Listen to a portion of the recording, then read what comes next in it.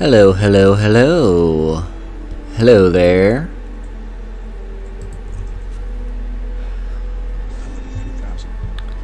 I love you too, Sinful. Also, thank you, Artemis, for the follow. Notice that happened while the stream was still... while I was still waiting for people to possibly show up. Thank you, Curran Aurora, for the well wishes. So, yeah, we're picking up where we left off last time, which is basically a little... Hey, Kuraku. Yeah, we're... I think we were technically a duchy where we left off, and this is us. This is our wife and our heir. Rogue Hunter Gaming, hello. So let's jump right in and continue.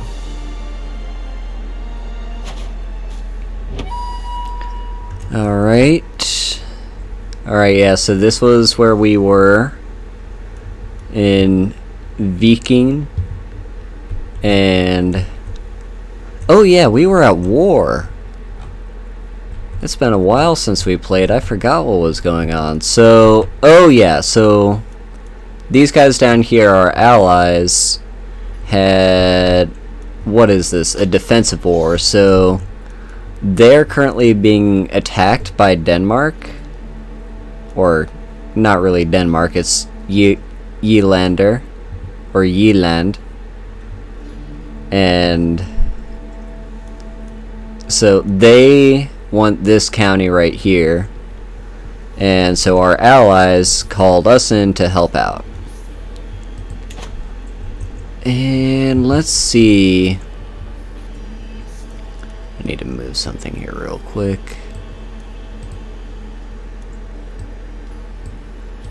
Okay, yeah, let's see. So how is our army set up again? So we've got Vigman which are some decent archers that are good in winter. Huskarls, which are very sturdy heavy infantry. And Bondi, which are a type of spearmen that's also good in winter. So let me just take a quick look at what exactly I had going on. Oh yeah, we're gay. We've got all these counties.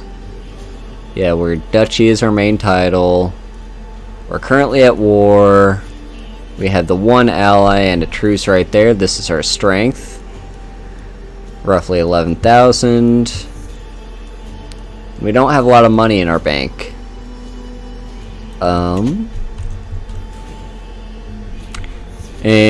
it looks like I chose the early 800s start. So we could totally just screw over our allies and say, you know what, we're not helping, we don't care. So they have a strength of 19,000. We have a combined strength of 25,000. So if you subtract my 11,000,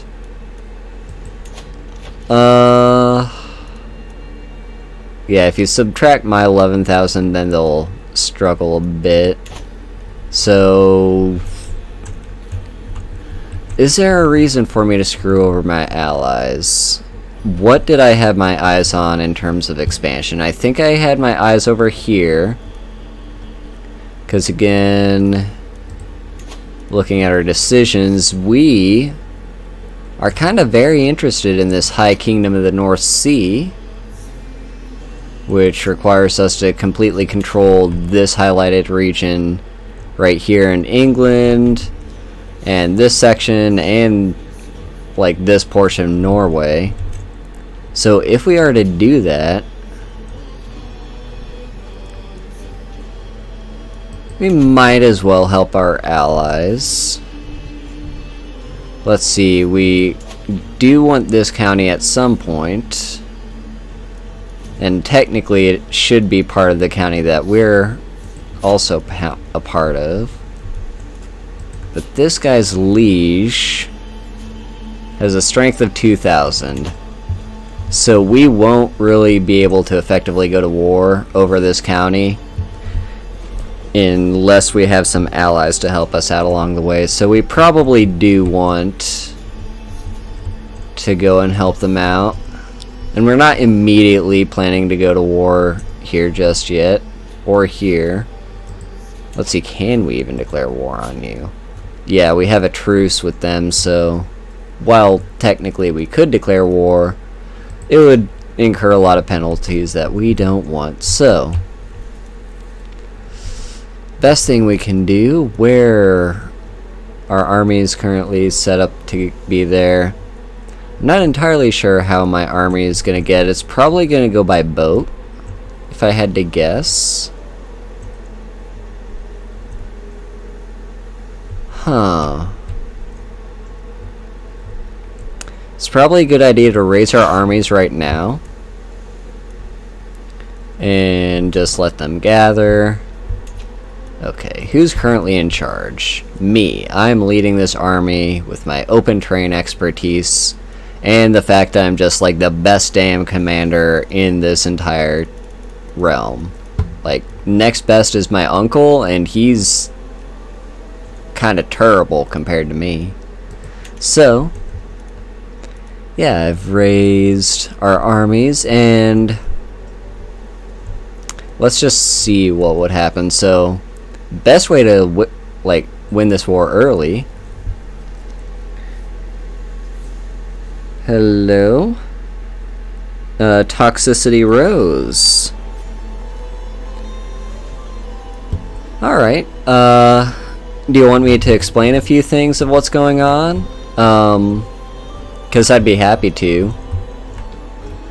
Basically, this is our entire map of medieval Europe and Asia and the northern half of Africa.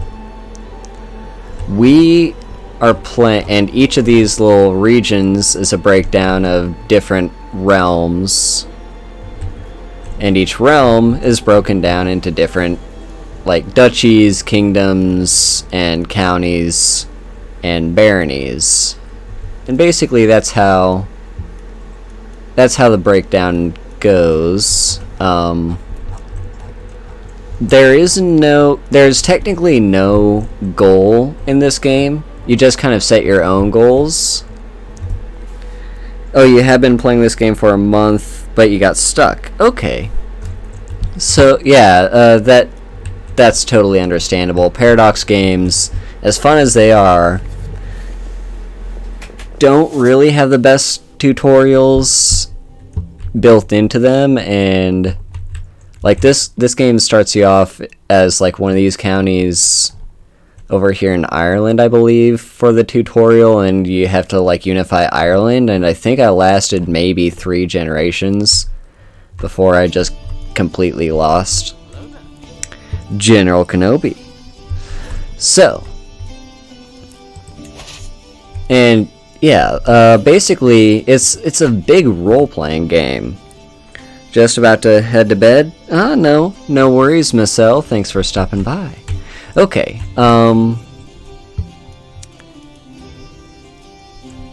yeah, love the ruler creation and keep making new games. Yeah, that's totally understandable. I actually have not messed around with the ruler creation at all yet. I just always like to drop down in a random place and see how that takes me, because there's like thousands of options.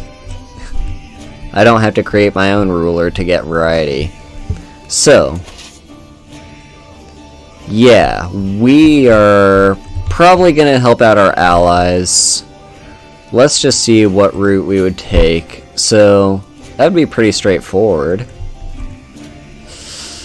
I don't like that we don't have visibility of their army.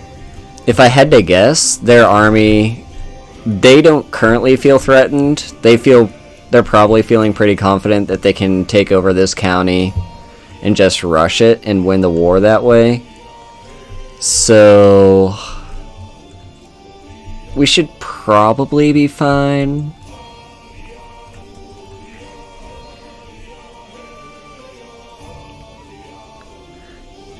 Yeah, you can paint the map. I've actually never got that far, although I have had massive sprawling empires in the past. Like, last major run I played like in India and formed this empire and basically spread to where, like, all the way over here into the Byzantine Empire and Egypt, and I'd conquered like this portion of the map. Basically, like, this entire quarter of the map was mine. I haven't painted the entire map yet, and I don't know if I will, but it'd be fun to try to do at some point. But I just like to vibe with the game, to be honest. I just like to see where it takes me. So, anyway, yeah, we want to see... I would like to see where they are, but I have a feeling they're kind of just... They raise their armies over here and are pushing down south. Sin wants me to hydrate, so I shall do that.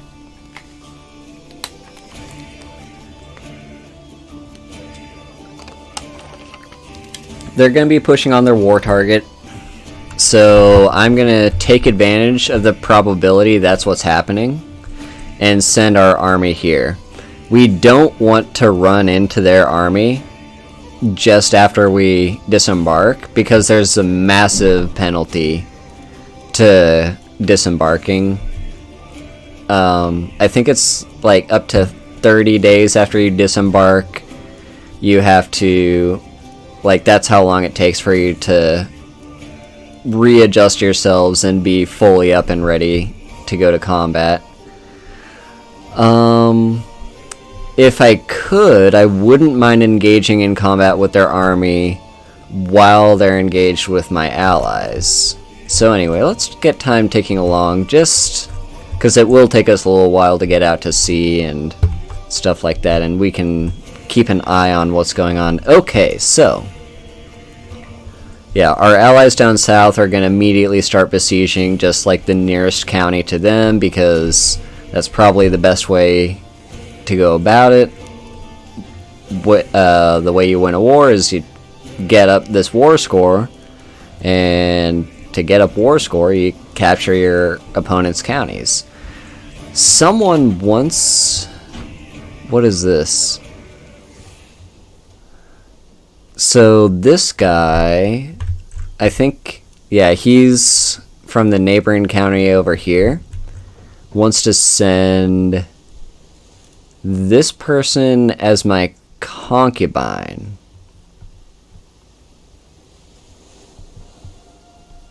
That's interesting.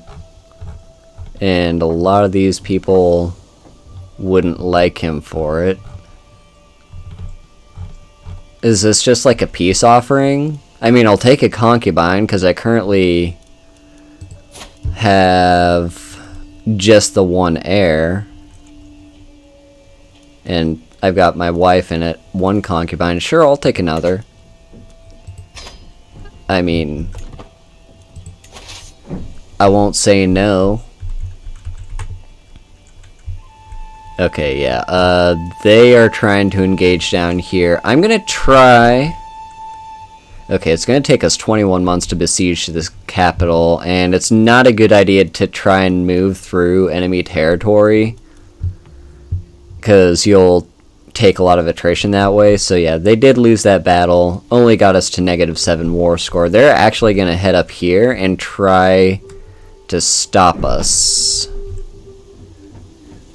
And we would probably lose that fight if I had to guess. Yeah,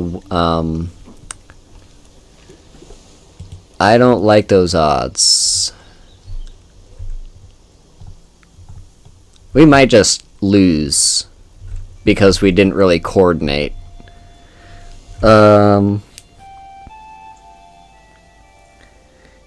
Yeah, so when someone's attacking you, you'll have an option down here to like raise all armies. Something to keep in mind is this right here. These are your rally points. You can set up multiple rally points. I usually just have one, but you can have more than one. And this is where your army is going to raise up when you click that button, the raise all armies button. So for me, I just had them like in this county. It has to be somewhere within your realm, and you can just freely move it around. So I can like click this and move rally point, and I can move it to any of these places free of charge. It does take a little while for your army to gather its forces, because you are calling men from all around your realm to come to this one point. The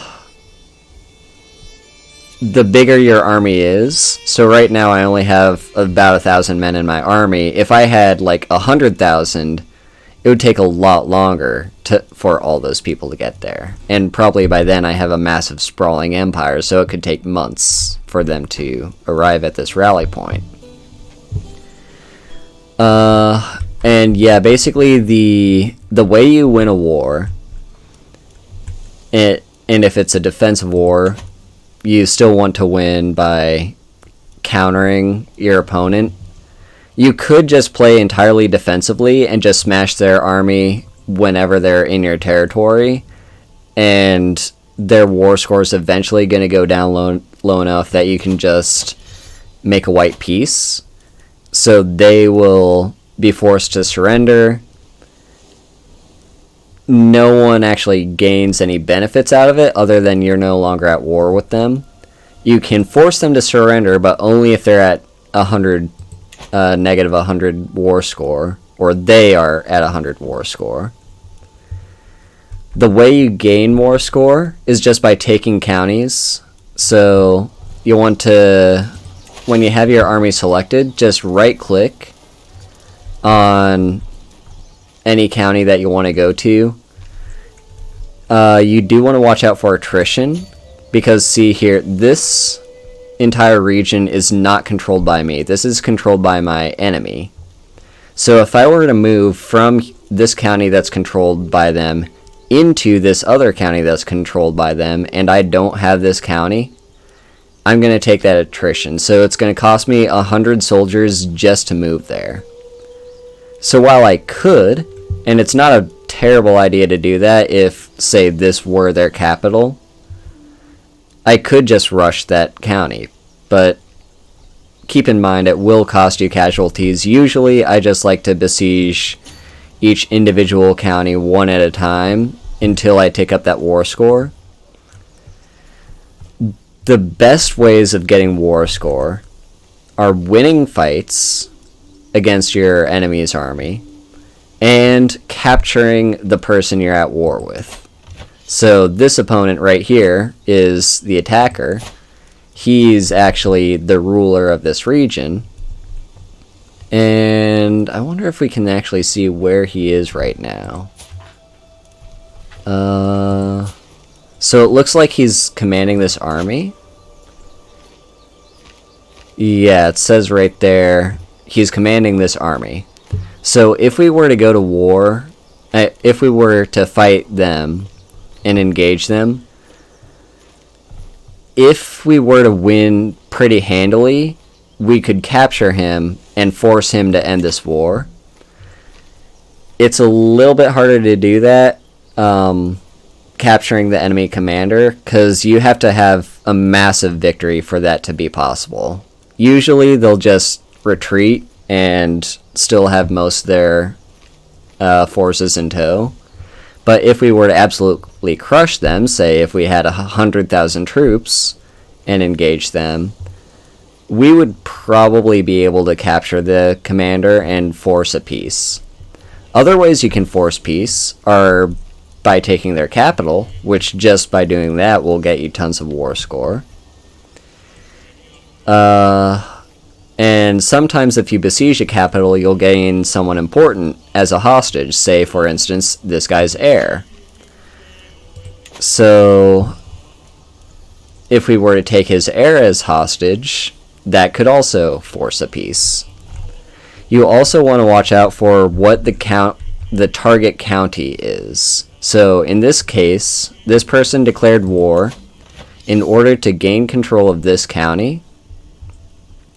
If he were to besiege this county and completely take it over, that wouldn't end the war outright, but it will get him a ton of war score.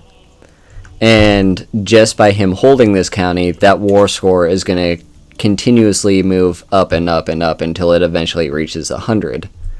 So if your opponent controls the target, you want to take that back. Unless it's more efficient to take their capital. Anyway, yeah, this isn't going to be a good engagement for us. And we can't really move anywhere.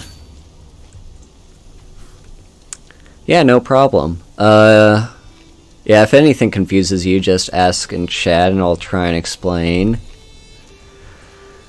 We're probably just going to take this and take it as a loss. I don't see... Like, we could just retreat. Let's see, would we... Yeah, that would be retreating over land. We could just retreat. The problem with retreating is it takes a long time to embark. Because we have to, like, get our boats all set up and find a good place to cast off from.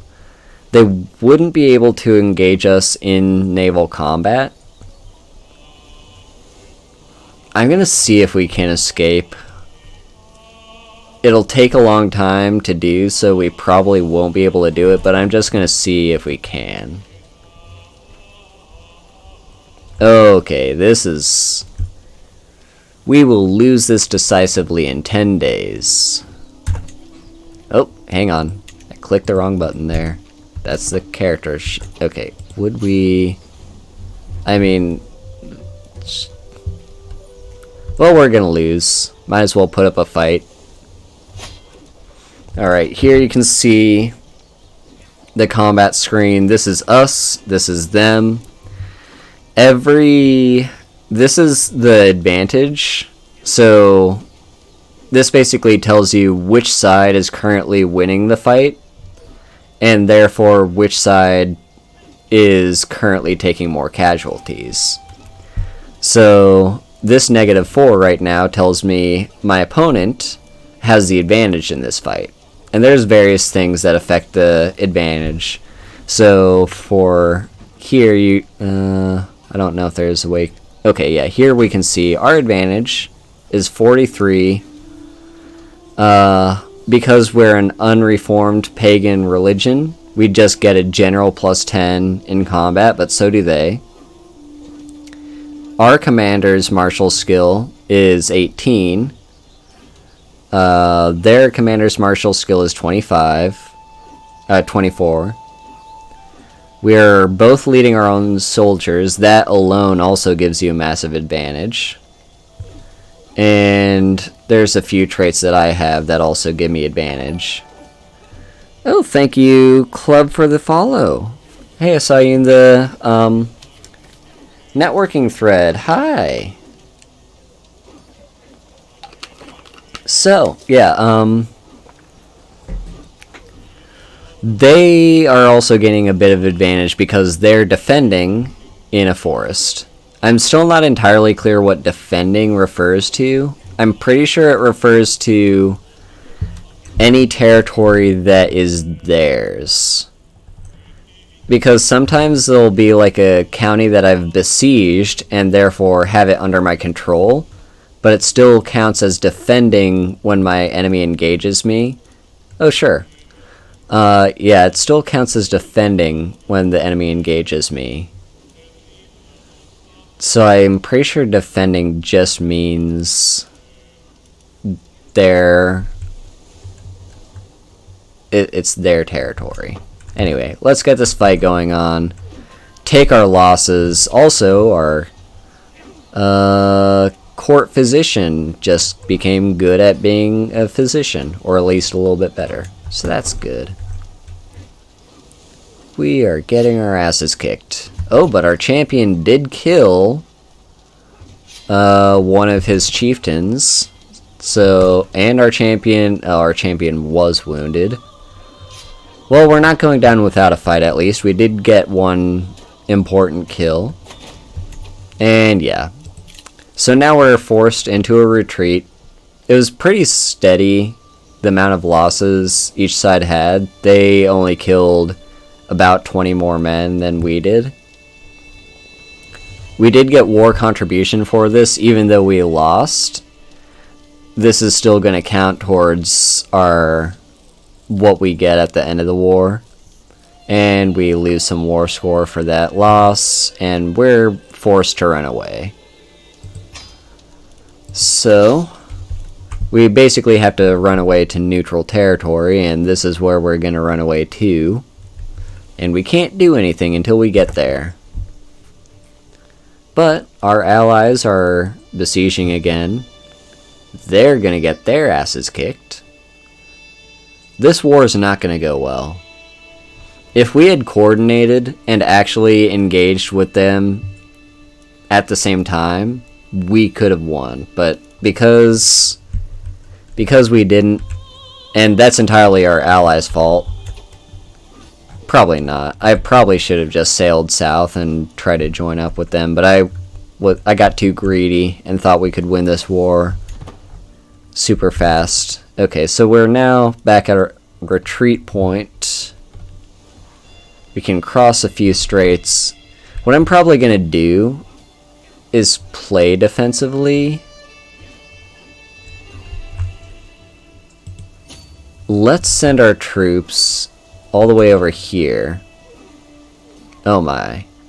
They have even more reinforcements coming in. This is not good. Something good's happening somewhere in the world. I mean, the best way we can win this is to stick together and pool our forces together. But ooh, that's That's a lot of men. Are those mercenaries by chance that they just pulled out of their ass? Hang on. Let me see.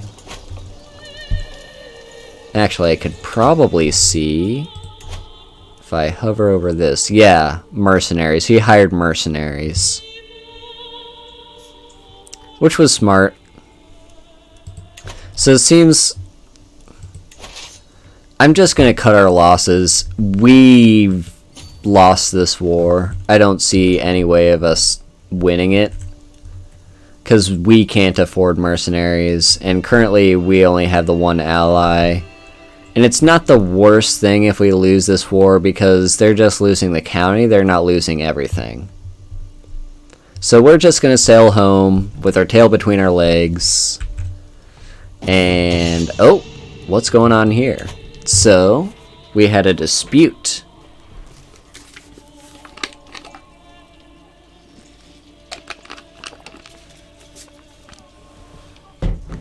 So, after my army set up camp, I hear a commotion coming from my champion's lodgings. Investigating the disturbance, I find Bragi, one of my champions, and Gutorm, my uncle and also a champion, in the middle of a heated argument while several onlookers edged them on.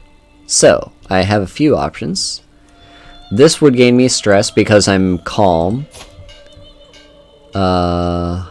Yeah, I'm calm. So, having them whipped for their delinquency is a little bit out of character for me. What I could do instead is try to deliver a speech. This would be a diplomacy challenge, so based on my diplomacy stat, which is 12, that would determine the outcome. So there's a 57% chance that I would be able to get this fight to... well, they wouldn't get into a fight. And I'd gain some experience for that, as well as prestige, and they would like me more. But there's also a chance that I just spend a bunch of prestige and they just keep throwing fists. Or I could just say, you know what, I'm just going to my tent and stuffing my ears, and that's just going to cost me some prestige. But let's try it. We've got a decent chance of being successful here. And the answer is no. They weren't willing to listen to my speech. My pleas for us to all put aside our differences fall on deaf ears as the spat turns into an all-out brawl. Drinks and food go flying as people start throwing tankards and packs around. So I could join them in. That would also gain me a ton of stress because I'm calm.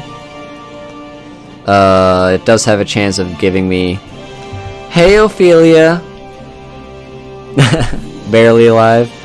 Saw your first stream. It was, I mean, you did have some technical difficulties, but it seems like you were able to get everything to work out. It was a lot of fun. Well, I don't want to gain that much stress, so I'm just going to say what a mess and throw away my prestige. Unfortunate. I don't blame them for being too antsy, because we did kind of lose a war, and we're Vikings. We're not supposed to be losing wars.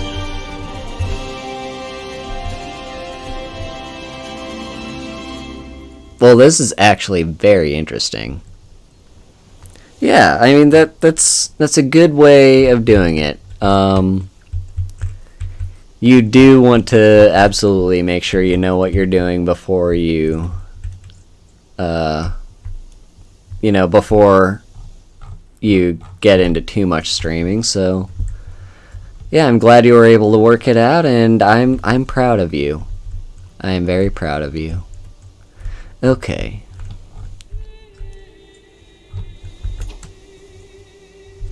So I have a decision. Yeah, they were they were some pretty funny moments, and just perfect timing.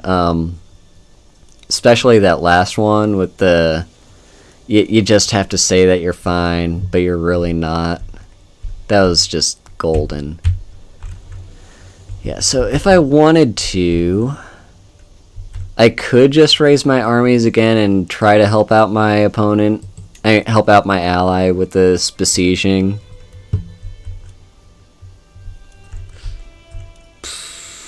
No. It's too expensive, too risky, and I do not think we would be able to take their capital before they eventually just head up the coast. So, sorry my allies, but you're gonna lose this one. And I don't actually lose anything. So, I'm basically just gonna sit and wait for this war to end before I go and do something else, because I'm probably gonna declare another war soon.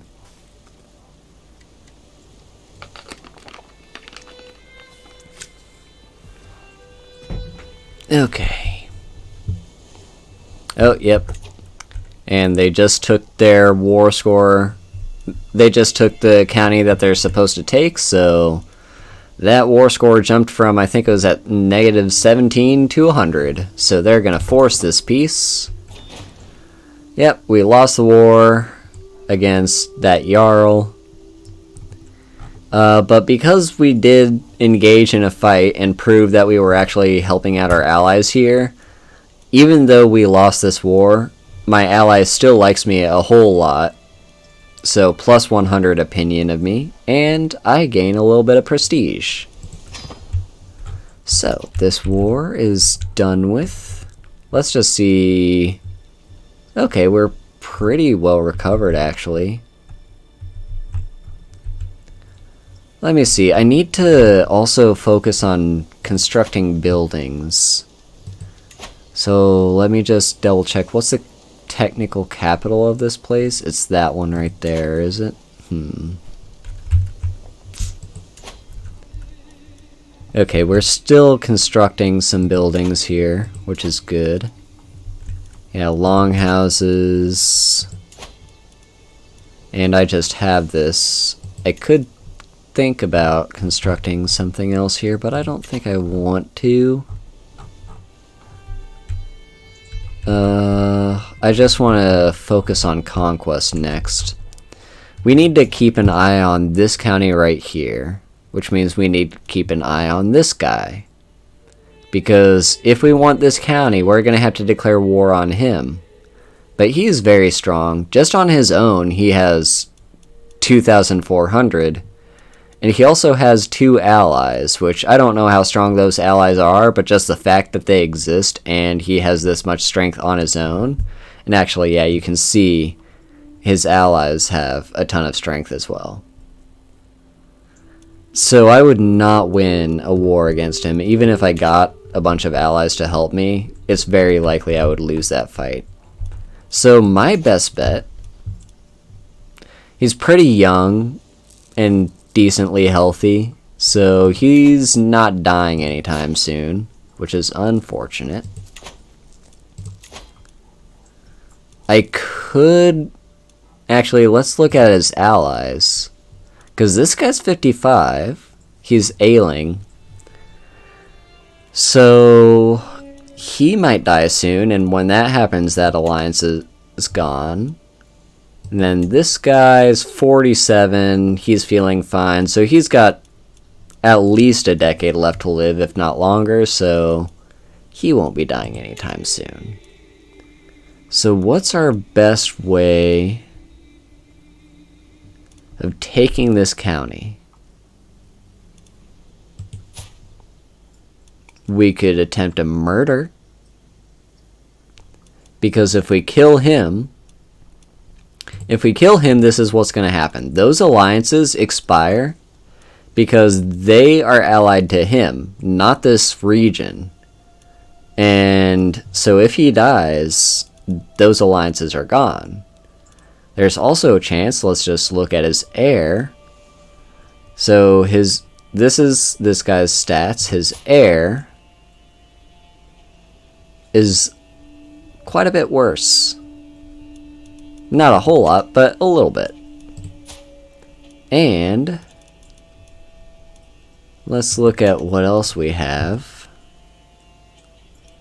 Let's look at his titles. So his son's name is Knud. So this would go to Knud. This would not go to Knud. So this this region right here would go away. This would go to Canute. This would go to Canute. This would go to Canute, and this would go to Canute. So basically, all of this would go to his heir except this duchy right here. And that's significant. An entire duchy just not helping. So murder is entirely an option. I don't think it'd be easy. His intrigue is pretty poor, but I don't know how good his spy master is, but my intrigue is also not that great. We will have to think about it. The other option would be a matrilineal marriage, or even, hang on, here's another option. So let's look at this region specifically. This is going to his primary heir.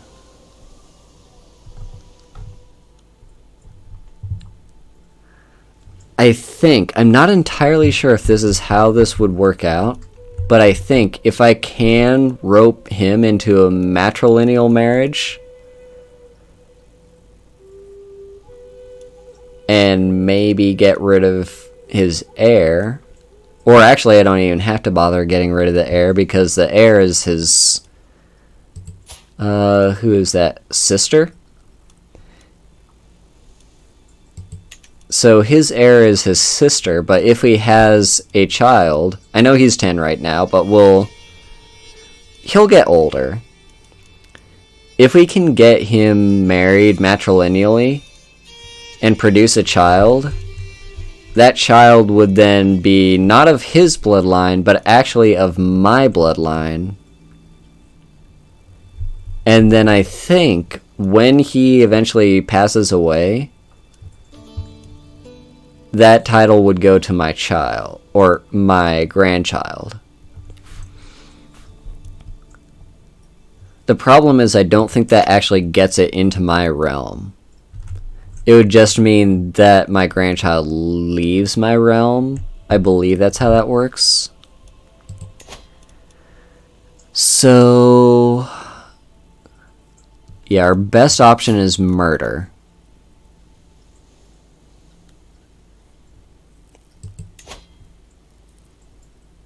It would take 4 years. There's only a 9% chance he would actually get killed by it.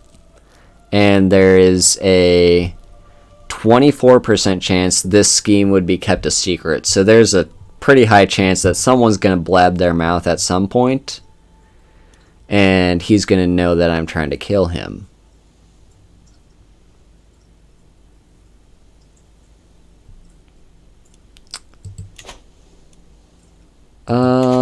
Let's see what else we can do. So, I could have my spy master support my schemes. So that just means any schemes that I do against someone else are going to have plus 26 power and a plus 13 success chance. So that's a pretty big boost. So we're going to have you support my schemes. And then my wife, I also want you to support my schemes. You're pretty good at it. And that would give me plus 3 intrigue. So we're going to do that. And now what happens if we try to kill you?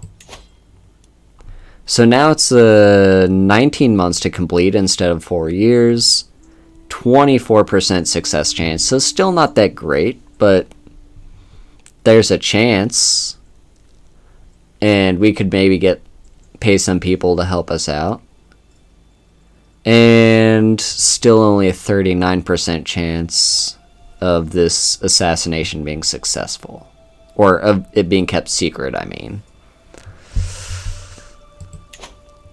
I'm going to leave it for now.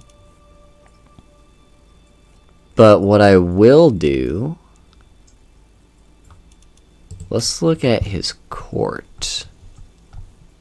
Can we see if on his court... It's not going to tell us who his spy master is. It does tell us his marshal.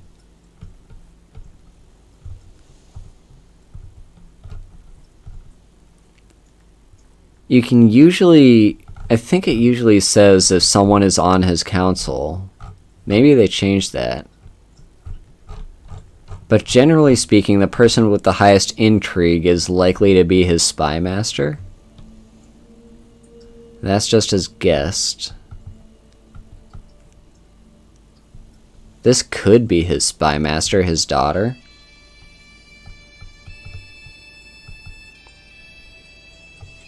And this could also be his spy master, one of his concubines. Because if we can get his spy master on our side, and maybe they would help us out in killing him. The next best thing to the spy master, though, is the wife. So if we can get her to like us, she might actually be willing to aid us in assassinating her husband. That is very interesting.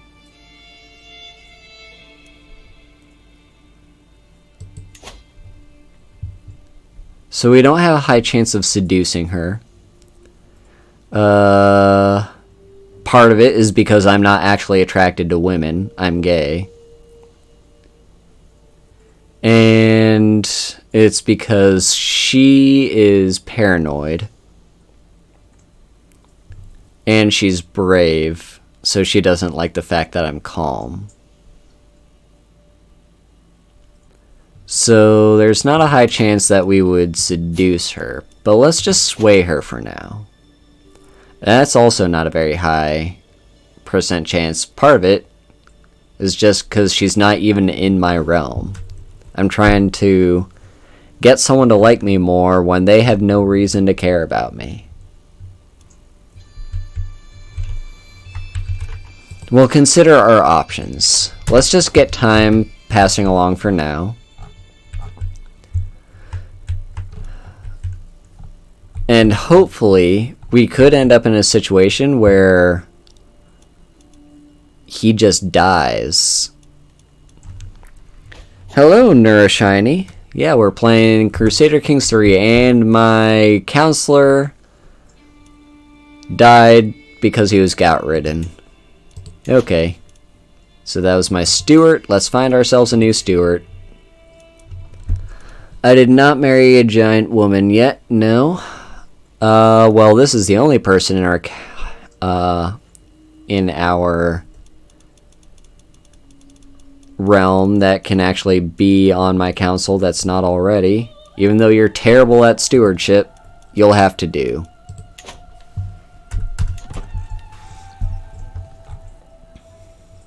Let's see what this is telling me up here.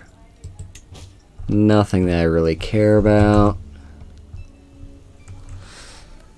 I could invite people to my court, I think. I don't know. I haven't played Crusader Kings 2, although I did see... Let's see, maybe it would be like I would talk to one of his guests. Yeah, I can invite people to court. It's just not a feature I played around with too much. I usually just stick with what I have available to me. Yeah, and actually it'd probably even be something over here. Here's someone I could recruit to court. She's terrible at stewardship too.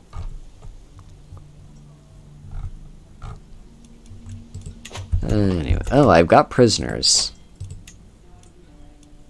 They've been there for 2 years. I don't remember if I had any plans for them. So they can just sit there. I do want to go to war again. I have to wait for this truce to wear off in 3 years. Also, this concubine does not like me.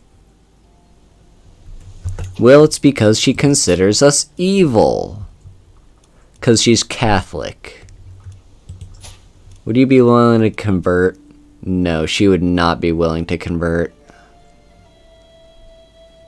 Well, fine. Silly Catholics, and they're thinking we're evil.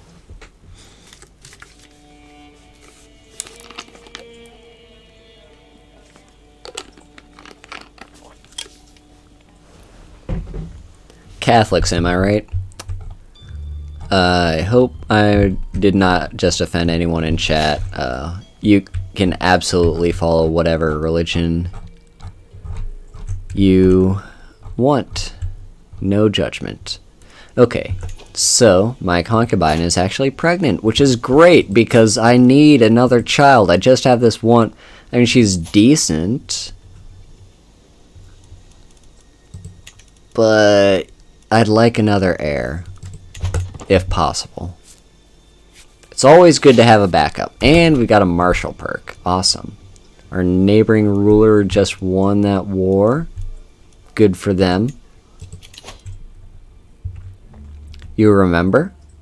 What is it you remember? Also, let's get Kingsguard so we can have a few more knights. Or, as they're called in for Norsemen, they're the champions. Aha! We've got... What's this? An unworthy challenge. At first I thought the simple footman a fool for stepping onto the training field. However, the battle proved more hard-fought than I expected, and it gradually became clear that he would be unable to stop his wild and vicious strikes from hurting me. Disarming him suddenly became a matter of life and death. I tried not to show my relief when his sword finally hit the ground. I can marry my courtiers to people, they should then come to my court. Okay. I'll see if I can keep that in mind. So, yeah, I've got 3 options here. I could just kill him for putting my life in danger. That would make me a little bit more dreaded, of which I currently have none. But that's not a huge issue for me right now, because I don't really have that many vassals. An exception is if the person you marry them to has land. Yeah, I am aware of that. My other options, I could give a lecture on honor, which would give me not a bad amount of prestige and piety. Or I could use more people like him. This would actually recruit him to my court. Sure, why not? I have a very small court right now, so welcome.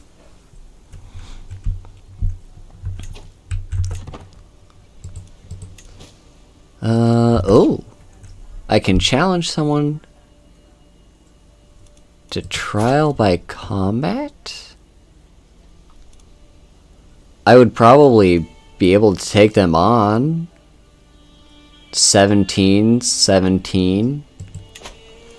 So this is a new feature that... I'm pretty sure this is a brand new feature that just got added with the DLC. I've never tried it out before, so let's give it a go. So I could challenge him to the death? Who even is this? It's just a vassal in this realm, and he's actually wounded right now, and an adulterer. So I could challenge him to the death, or I could ask him for a bit of gold in victory. That wouldn't be terrible. I am a little bit broke right now. I could get a hook on him, but I don't think he's in a position that I care to have a hook just yet. Or I could just humiliate him. But no. It's between...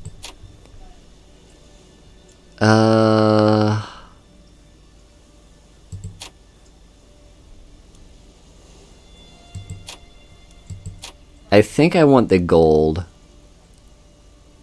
I think I really want the gold. So let's do this. Let's challenge him. wait for him to get back. Alright, so, trial by combat, Colding. I arrive in the designated spot near Colding in good time and find Chieftain Frieric, that's my opponent, is already waiting for me along with a small entourage of witnesses. Whatever else he may be, Frieric is fit to fight and willing to risk meeting me man to man. The formalities are brief. We all know why we're here, and we're long past the point of talking. Weapons are handed out, and our retinues retreat to observe from a safe distance. May the best man win. Alright, let's get this fight going. Alright, stripping down. So, for a few brief moments, Chieftain Frieric and I pace in the lazy half-circles, each watching for an opening. I lift my mace, ready to defend myself, while he clutches his axe firmly to hand. This fight may only be till first blood, but that doesn't ease my nerves. With a sudden twitch, our bout begins. Spotting an opportunity, Frieric lunges forward and headbutts me hard in the face. I reel backward, wrong-footed. So I've got 3 options here. So this, I've read a little bit online of what this dueling system is like. So yeah, it's basically, it gives you a variety of options, and they are likely to affect the outcome of the fight. So I could go for a blow from my face and a kick to the gut. So that combines a heavy attack with an unexpected kick to his vitals. That's a very high increase to my likelihood of success and a very high increase to my risk of injury. So it's a 100 attack, 0 defense move, like one of those types of things. It would... What has already happened, I have a dual handicap, which lowers my prowess by 4. And he gained a dual handicap and has a medium likelihood to success and a high risk of injury. I know words. Other option. Better men than you have died trying to break my guard. So I could focus entirely on a defensive maneuver just to fend him off. That would be a low likelihood of success because technically I'm not actually putting in any effort to win this fight. I'm just trying not to lose. And it has no chance of injury. Third option, attack first hard on guard. So, you try to overwhelm him at the start of the bout. That's a very high increase to my likelihood of success, but also a high risk of injury. Well, seeing as this has the highest likelihood of success, I mean, both these have high likelihood of success, but this doesn't have as high a likelihood of injury, and it, unlike this option, it's actually going to push my advantage and give me the upper hand in this fight, so we're going to do that. Putting all my strength into my first strike, I leap straight for Frieric, lifting my mace high into a crushing thwack that sends him reeling. "We carve runes of Freya's cat scum," screams my opponent, whirling his axe furiously around and near me. My form is good, with only small errors, and Frieric's stance is a disaster.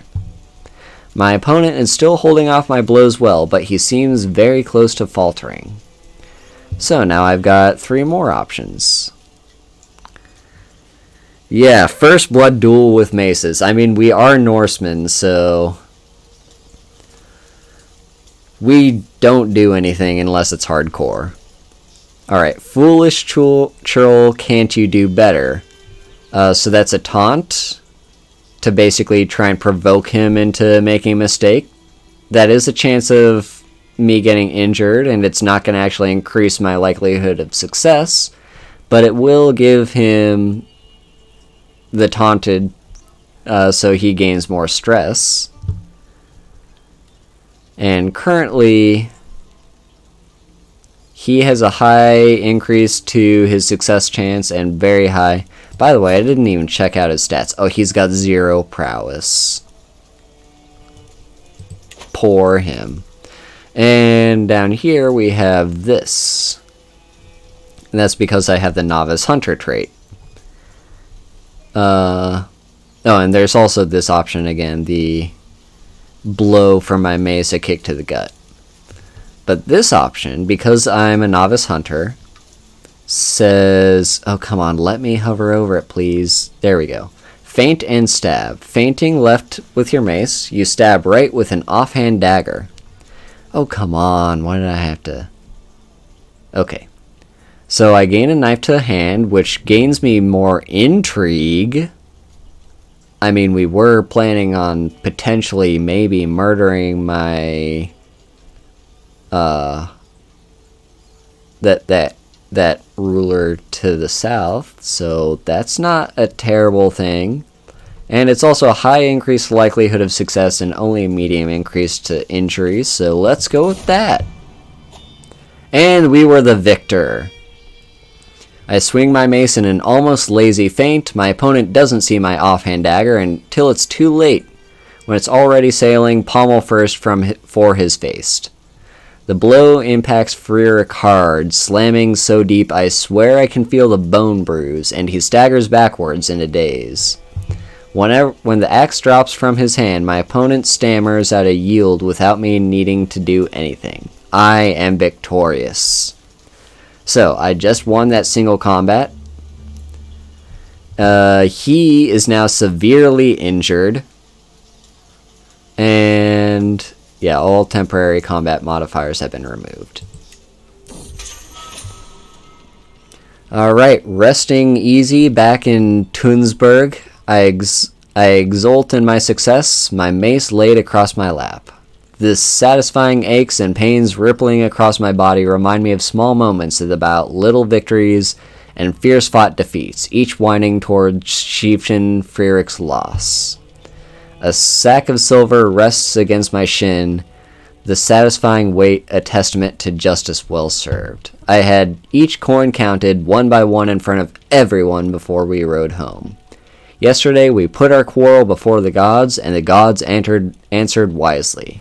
So, I can no longer imprison him, but I didn't really care about that in the first place, and we just got a bunch of money for that.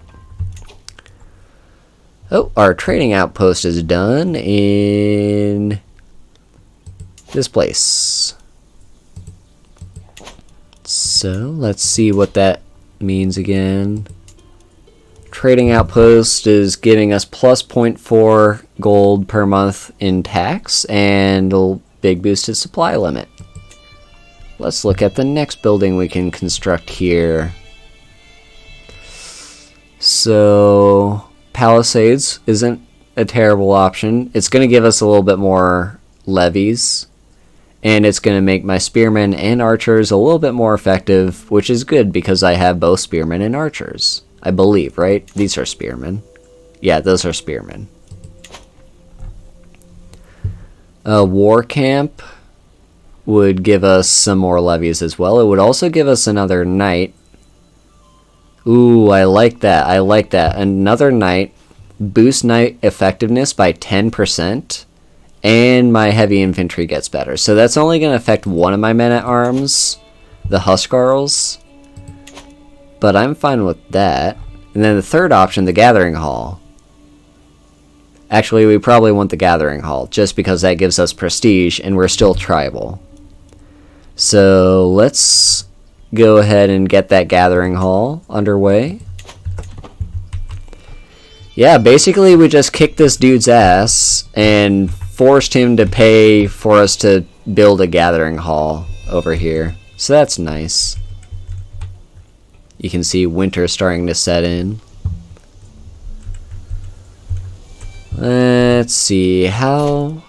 We've still got a ways to go before this is... Yeah, that's how you do taxes in Norseland.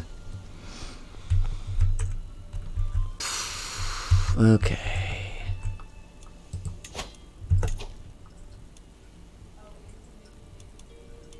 Did he change? Is he wearing a helmet now? Also, look at that intrigue. 15 intrigue.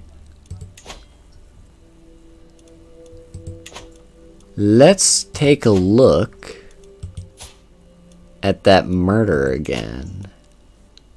Still not great, but it's getting better. It's getting better. It's more likely it'd be secret.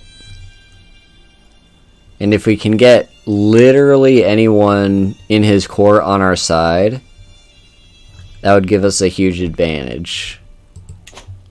But I don't want to start the scheme just yet because that chance of him finding out.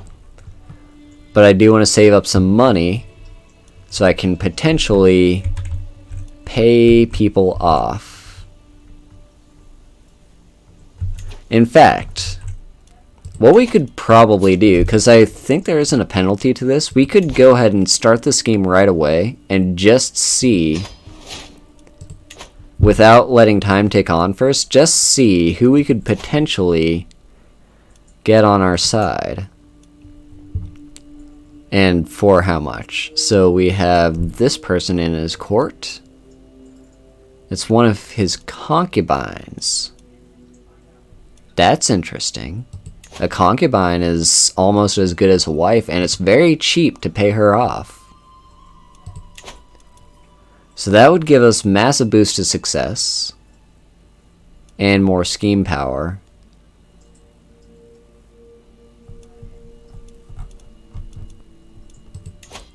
And you are also one of his concubines.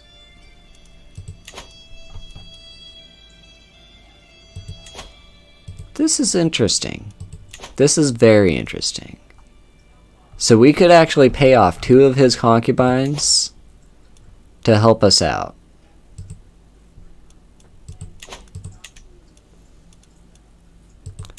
We're just... no, we can't start another scheme against him in 10 years. Okay, so there is a penalty to me just starting the scheme and immediately giving up on it. But now that we've gone this far, might as well invite his concubines to help us kill him.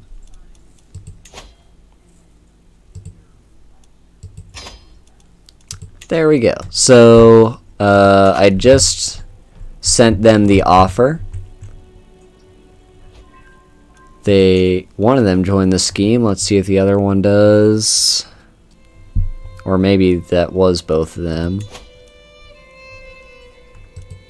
Okay, yeah, it was both of them. We've got 2 agents on our side now. And look at that. In 11 months, there's a 95% chance we'll actually kill him. And a 95% chance this will remain a secret. So I'm feeling good about that. I'm feeling very good about that. Let's celebrate by recruiting another men-at-arms, because we're going to need them if we're going to go to war anyway. What's a good men-at-arms to recruit? Well, best way to go about this is just see what they have. So they have... You said wait. Why are you telling me to wait?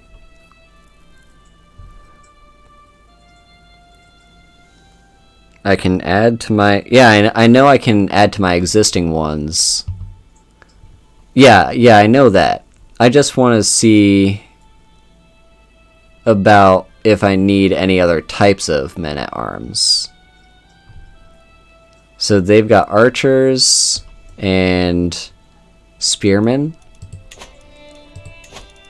From what I currently have, they're good against skirmishers. These guys are good against spearmen and archers. Okay, so... Okay, we're gonna wait a little bit. Just to save up. Will we even be able to do it in time?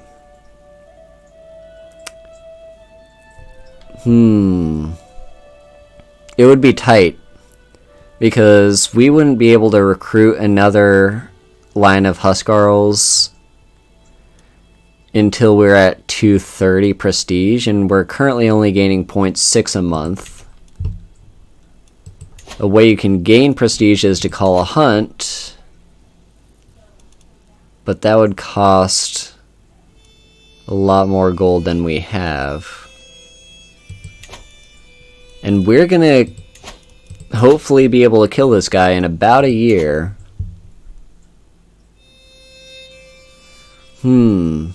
And we don't want to give his heir a chance to reunify the realm and make more alliances.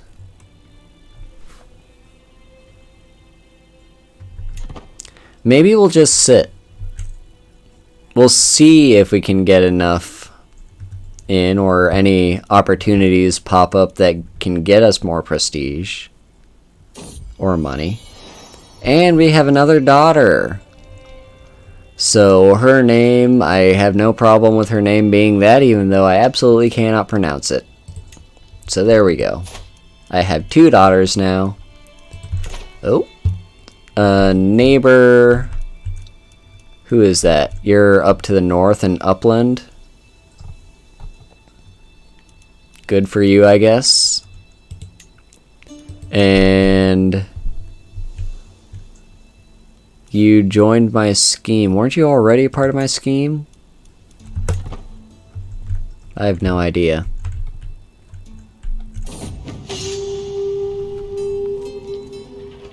And what's this? Well of Insight. I understand that you're interested in deepening your grasp of warfare. Braggy, who's my chancellor, folds his hands as he approaches me. I might be able to help you see the battlefield in new ways. Braggy is well known for his mastery of river crossings and landings. If there was one who could help me understand, it would be him. Well,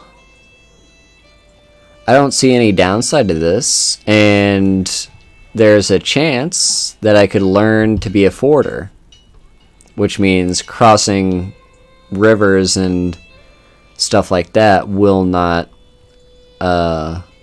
incur penalty. Which there's a lot of fords and rivers and stuff to be crossed in this region, so that would be pretty good for us. Also, I also forgot. We're not going to actually declare war, but I just need to double check. Oh my god. Ooh. I forgot that's a thing you could do. I forgot subjugation wards existed. Now that's interesting. It's a long way off.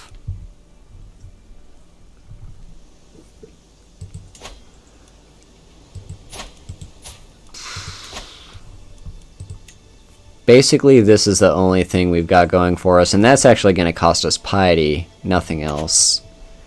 So, we'll sit and wait, keep this murder scheme going along, hope maybe at some point I'll get enough gold or prestige to do something about increasing my army size before we kick off this war, but if I see my opening, I'm taking it. We want that county.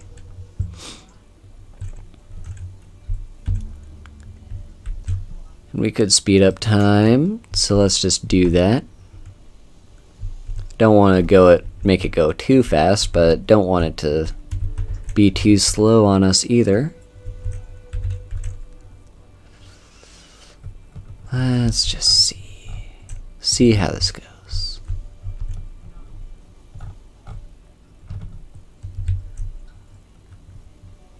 Yeah, not much is happening right now, so it's a perfect opportunity to just take a drink of water.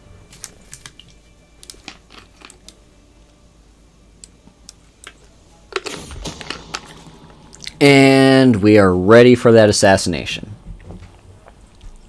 So one of my agents has acquired a deadly spider and arranged for a servant to hide it in Jarl Sigurdar's bed before dark. All they need is my go-ahead, and he will be as good as dead the moment the spider strikes. Well, I mean...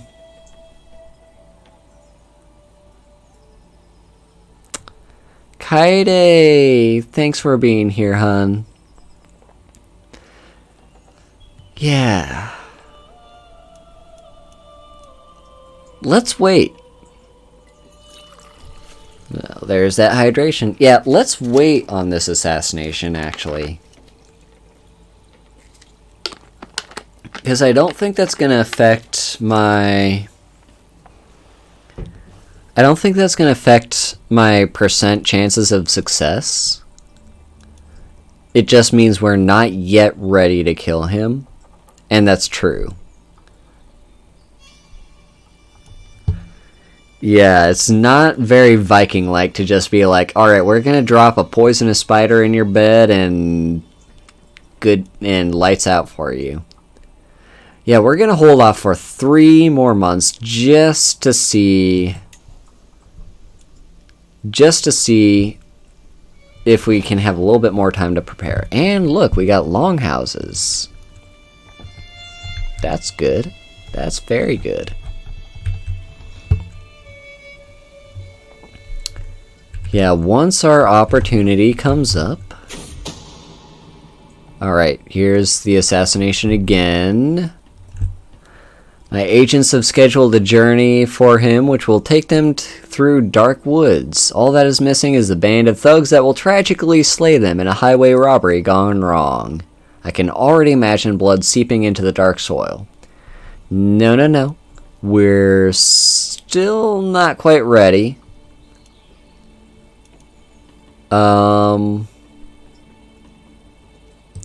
Let's just... Is there a downside to me just keep saying, no, we're not ready yet? Is there a downside to that? I hope there isn't, because if I could, I would like to just get another band of Huskarls together before we do any of that. Okay, so my mentor, Bragi, has shown me the ins and outs of river crossings and landings. My final test is a mock battle against him to show what I've learned. So I could say no thanks, but why not? So this is going to be a martial test. My martial skill is pretty good at 17. So let's prepare the ranks.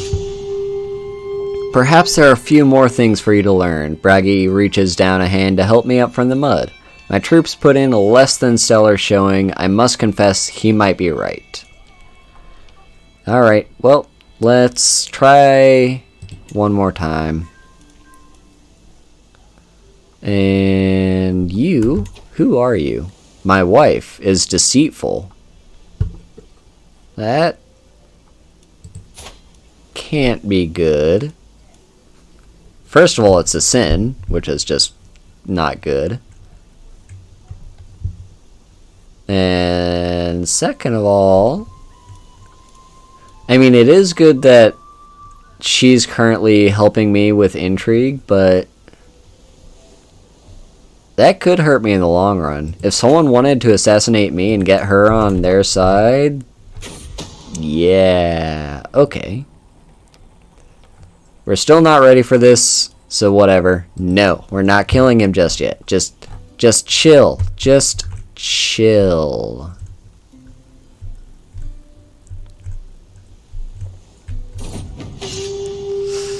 Okay, we've got this once again. So Bragi has shown me the ins and outs of river crossings and landings. My final test is a mock battle.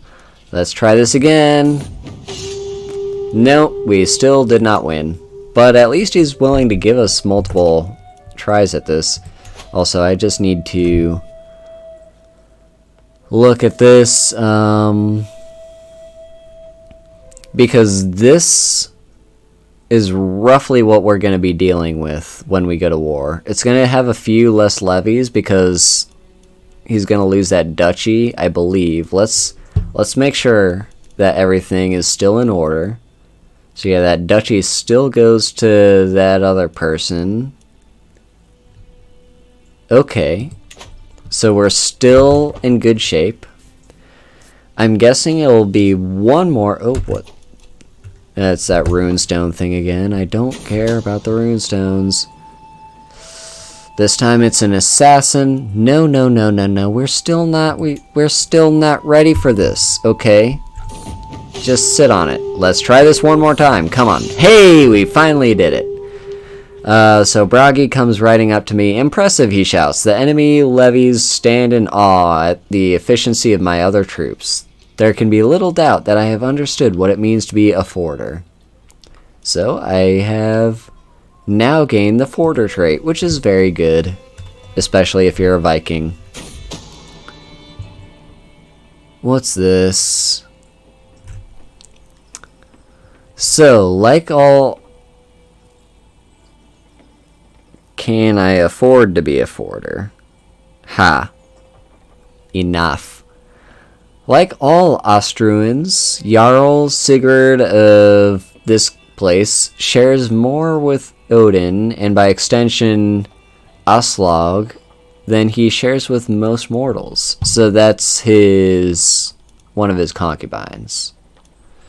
If only I could get that person to relay some of Jarl Sigurd's fears and plans to me.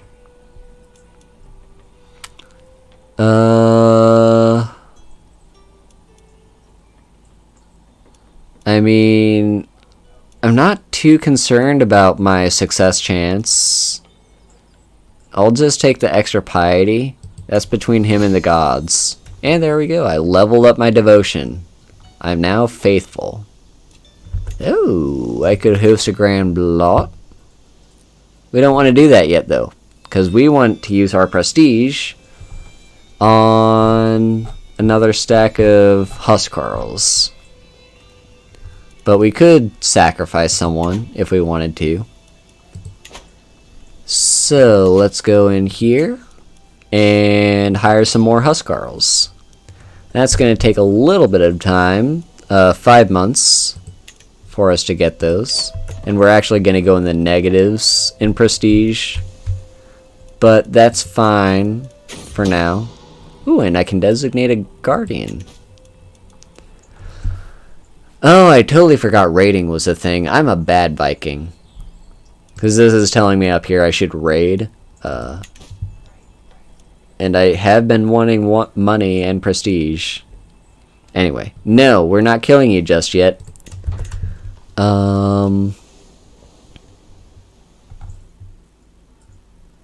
Yeah. So raiding is an option. What I'm probably gonna do... Yeah, I'm probably just gonna wait until that stack is full, and then we're gonna go ahead and execute him. So, now I just want to fill out this tree. It's not necessarily always the best thing to fill out a tree, but I just like to see them full. So let's get that courtship.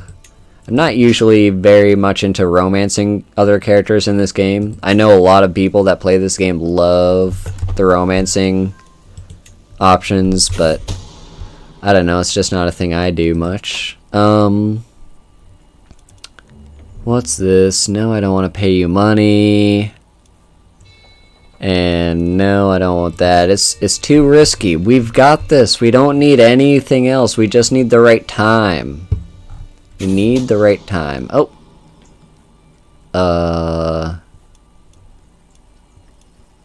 Yeah, cut holes in their clothes.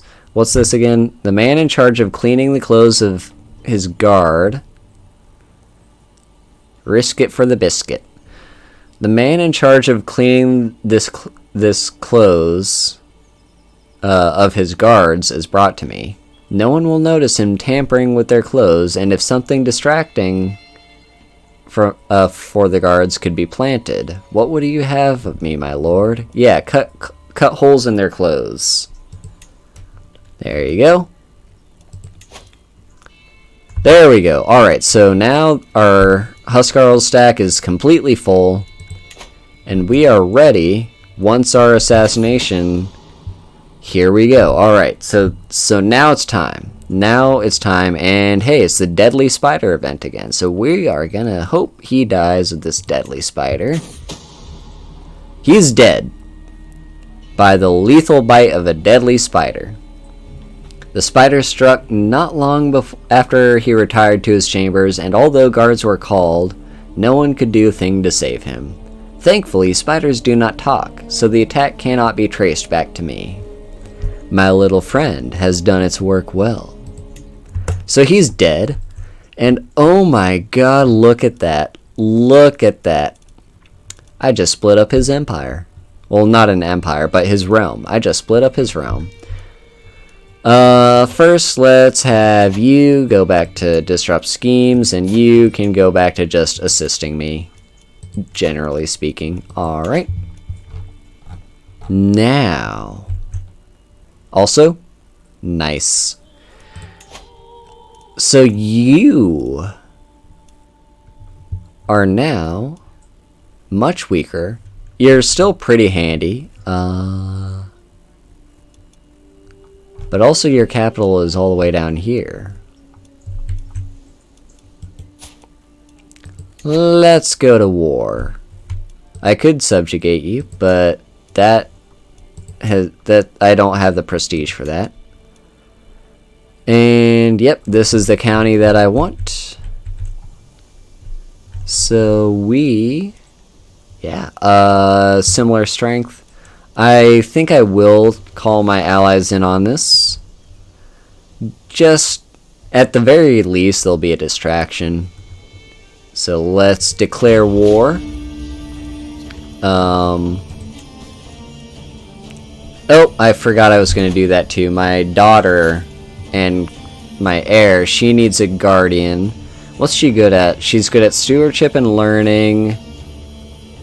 We're fine with her learning stewardship, so let's do that. And one of my concubines can do that. The problem with that is she's actually Catholic and considers us evil. But we'll trust her. Trust her with my daughter. I can call on my ally. The problem is that's gonna cost me a bunch of prestige. Maybe we'll be fine. Maybe we will be fine. So let's move our rally point over here and raise those armies. Make sure I am in lead. Yes, I am. And let's go and take that county.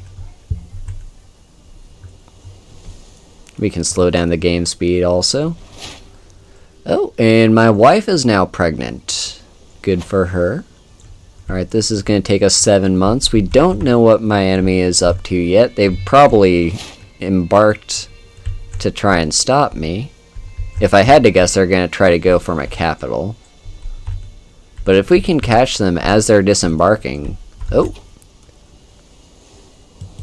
I did forget to check that. Maybe you didn't have an alliance before, but you do now.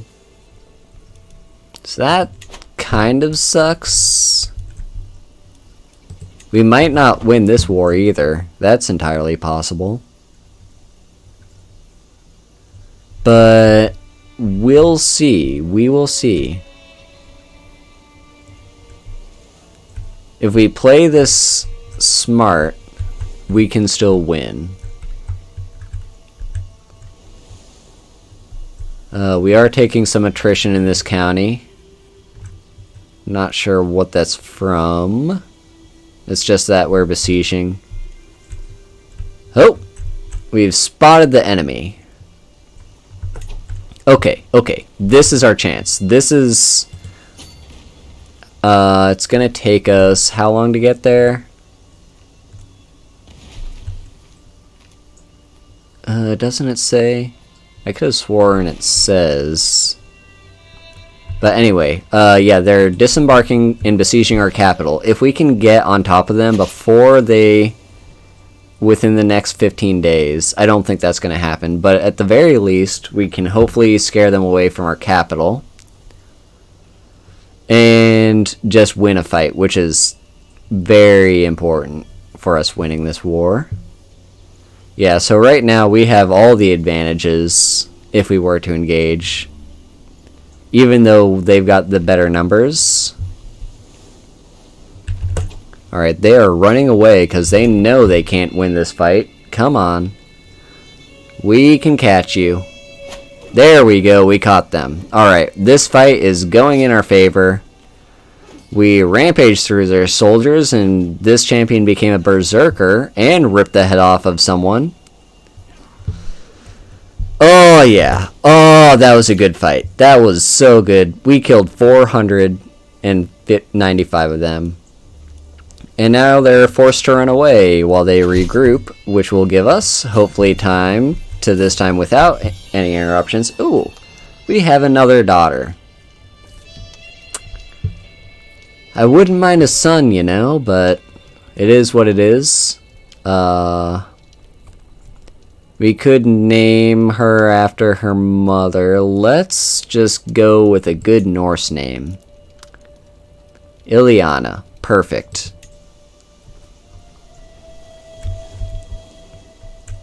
Alright. Because once we take this county, we're going to get taking war score in our favor, and that's what we want.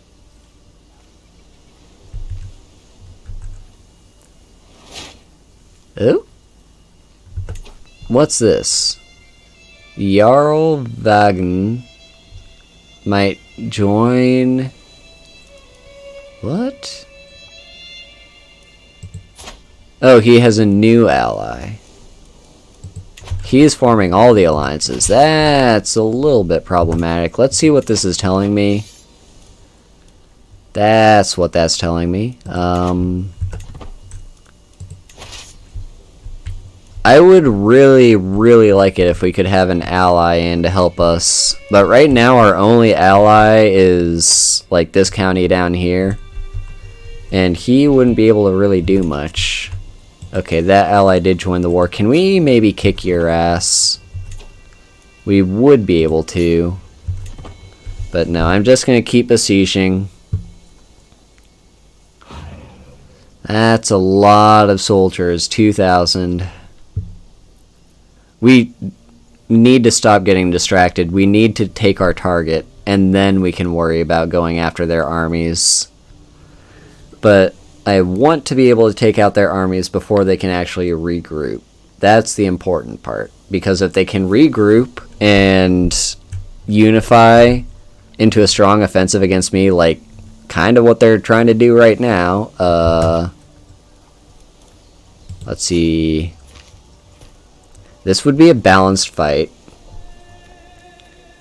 They are defending at a river crossing and have more soldiers. Oh, actually, here. So we have a massive advantage because of a bunch of things. So we're just going to stay here, continue besieging. Our counselor just died in this fight. That's unfortunate. And our other counselor died. So our chancellor and our marshal. Well, we could recruit you for only 3 gold, so that's pretty cheap. You would be a fine enough chancellor.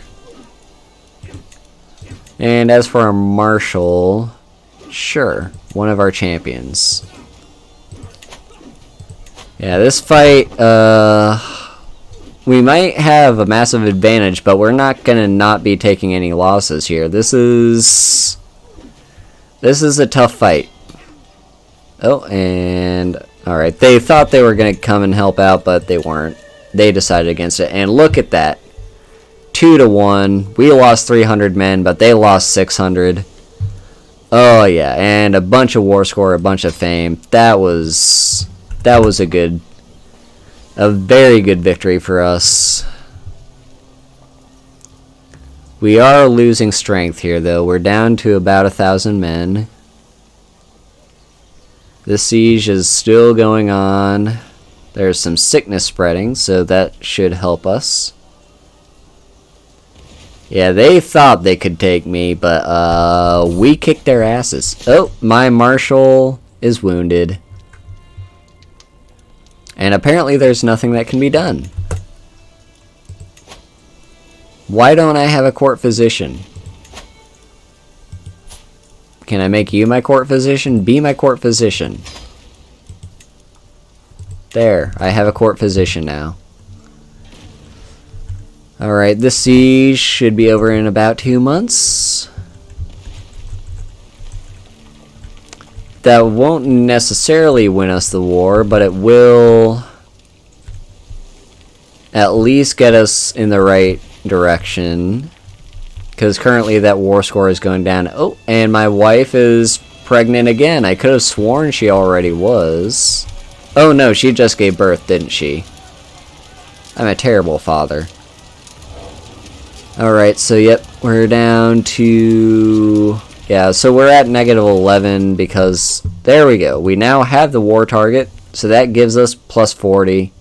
And we're actually going to be gaining war score as the war goes on.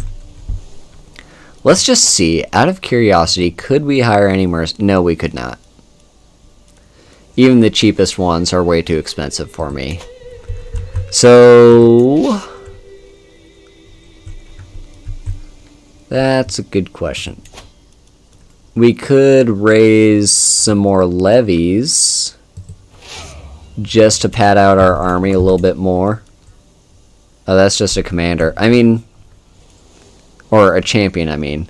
Well, having an extra champion in this fight wouldn't be the worst. Alright, we... okay, we can't... we're just gonna wait. Okay, this is interesting.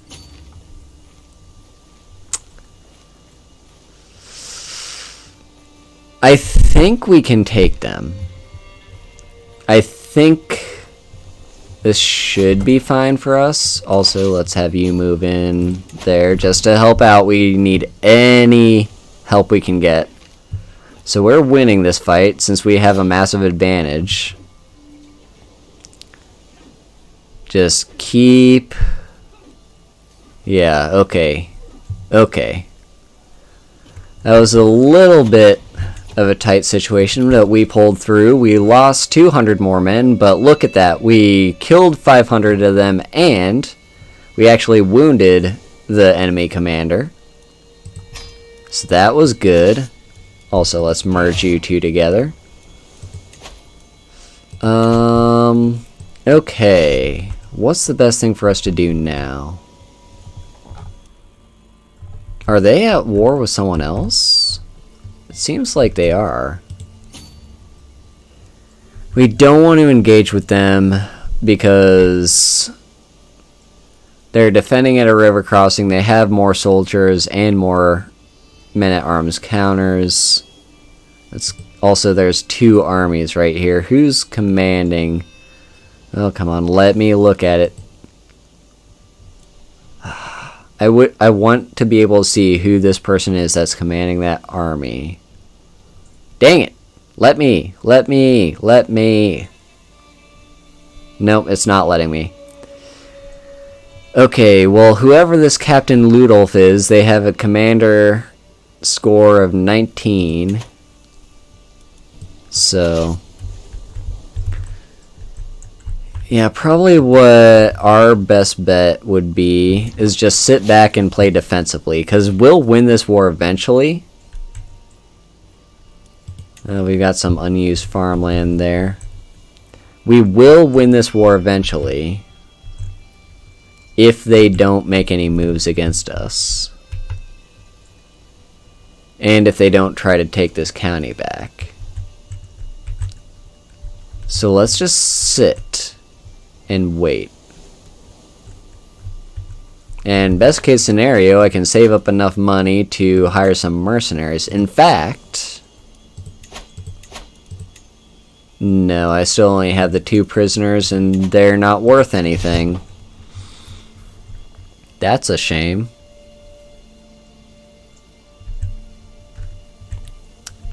Come on. We are building up strength. Really?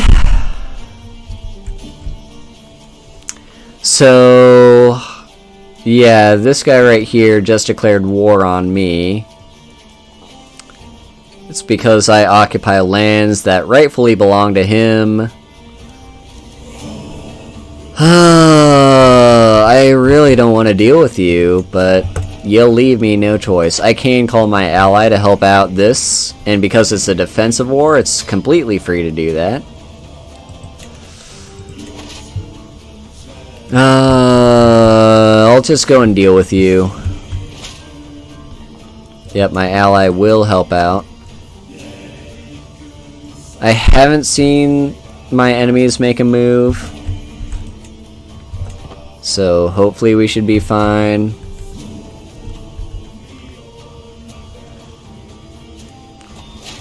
Oh, we got another martial perk. That's just more marriage acceptance likelihoods. Not necessarily something that I need, but it is what it is. And we have another daughter. Wow, I'm getting so many daughters and no sons. Well, so let's go with an Asatru name.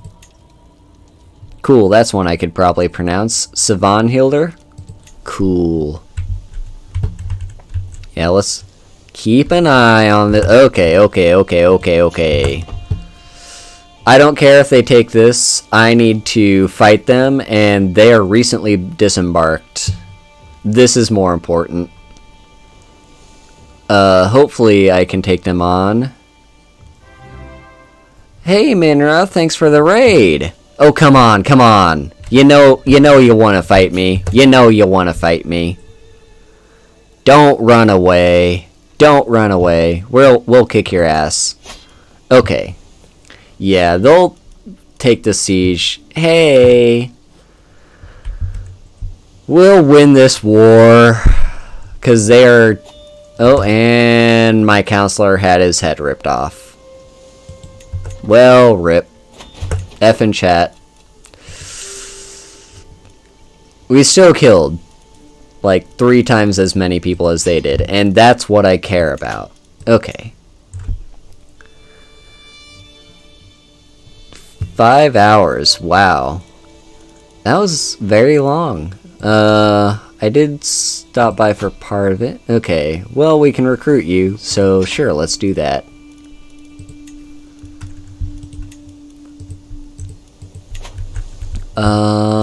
Yep, so we won that fight.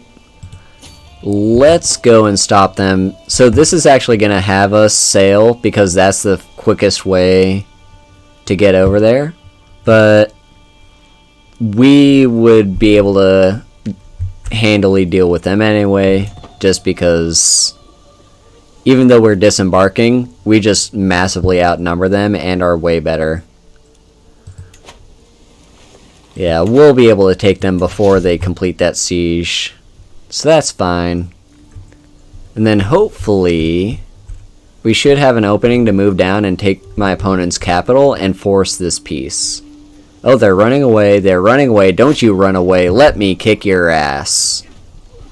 That's for declaring war on me while I'm at war with someone else. What's going on? What is... Oh, my chancellor... sucks at his job.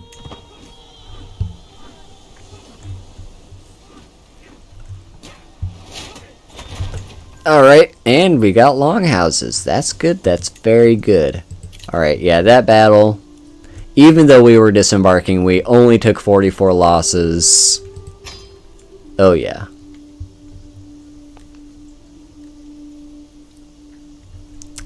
Yeah, you better follow Minra.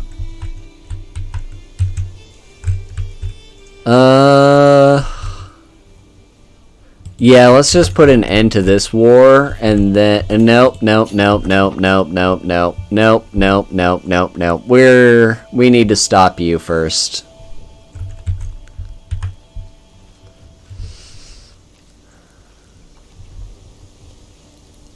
Come on. Alright, they are regrouping, but I've handily won a bunch of fights against them. Alright, yeah, they're coming back to besiege again, but only 300 men? That's going to take them a long time to do. Yeah, we're under siege. I don't care. Alright, this is... They have more soldiers, but I have the more experienced soldiers. And you want me to go...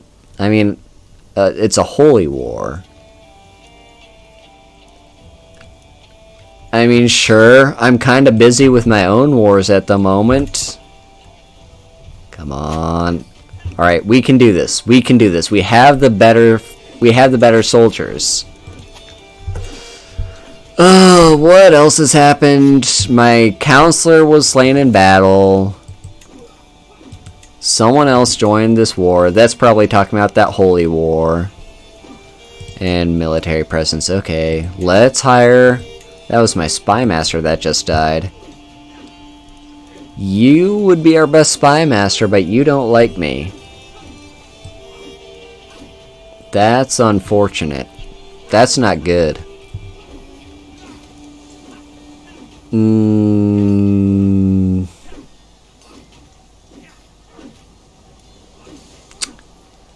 What can we do about this Catholic? I could also recruit you and have you be my spy master. I'm gonna do that. You're not good. You wouldn't be good at the job, but you at least like me. And I think that's more important for a spy master. Alright, yeah, we are winning this fight. We just killed one of their champions. Come on, give it up, give it up. Alright, 89%. We've almost won this war. 2-1 advantage. Hell yeah. Okay, come on.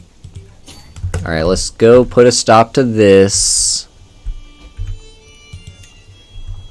What even is this war? So, that county... This is a defensive war against Catholicism. Anyway. Let's move along.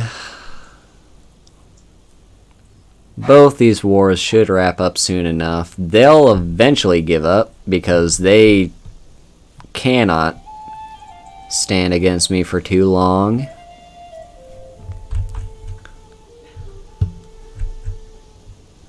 And just in theory, yeah, they still technically have the massive advantage. If they just played it smart and grouped all together at once, they could probably take me, but they're not. Which is why we keep winning these fights, which I'm grateful for. I am so grateful for that. So we should have this county in no time. And let's kick your asses. And your asses have been kicked, and we actually captured their commander. So that gives us a massive advantage.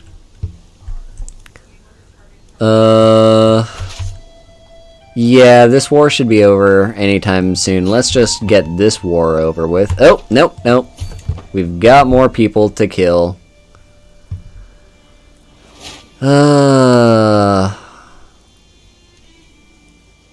And my wife is pregnant again. Please give me a son. My sister was taken prisoner. That's fine. It's possible we'll win this war before we even get to engage with them. We'll see. I'd just rather not take any chances. We've got more people joining wars. Come on, 2%, 2%.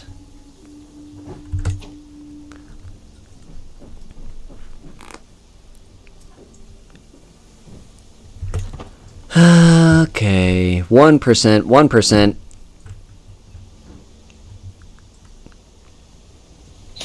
Alright.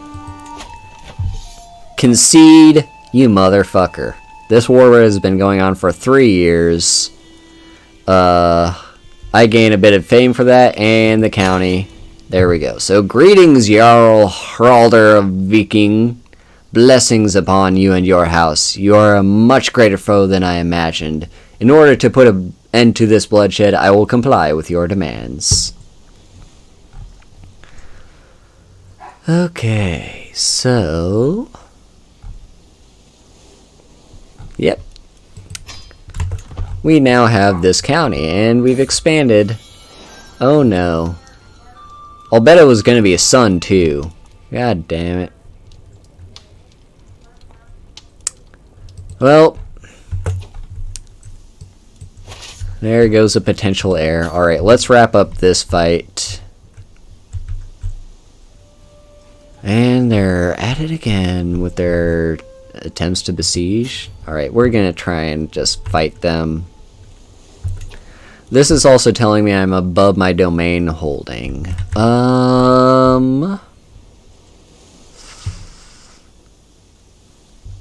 I'll probably just give this domain to someone. Yeah. Because it's part of this duchy.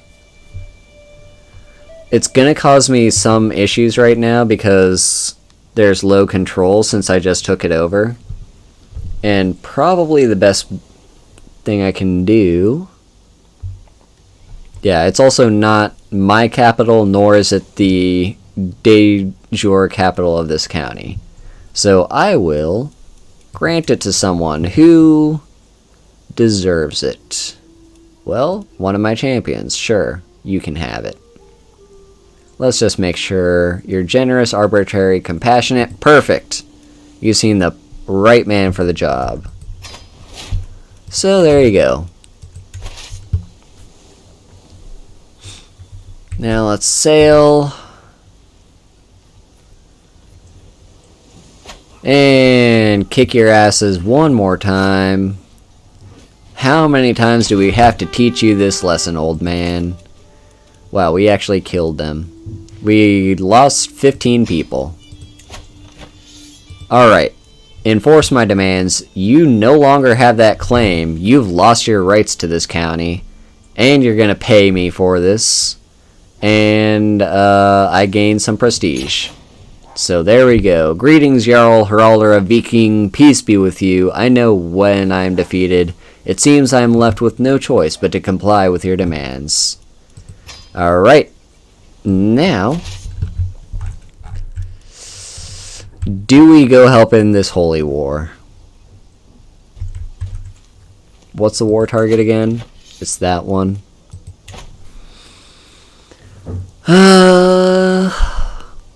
We might as well.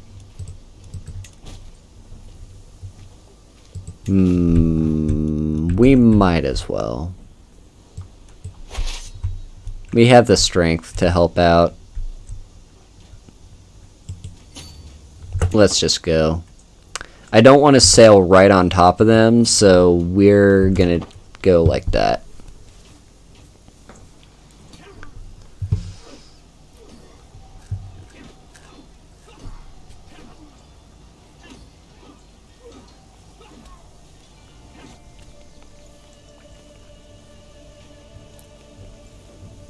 Alright, and now we're gonna disembark. And I just kind of want to wait until this recently disembarked goes away. So in the next 15 days... Oh, no, we lost the war. That's unfortunate. Well... That was actually my brother got taken prisoner, but he was released. Okay. Let's put you down. There's another runestone that could potentially be raised. Okay. So what does this do? And actually, that's not terrible. Gives me a bunch of prestige, of which I'm currently in the negatives. And currently I have the money for it.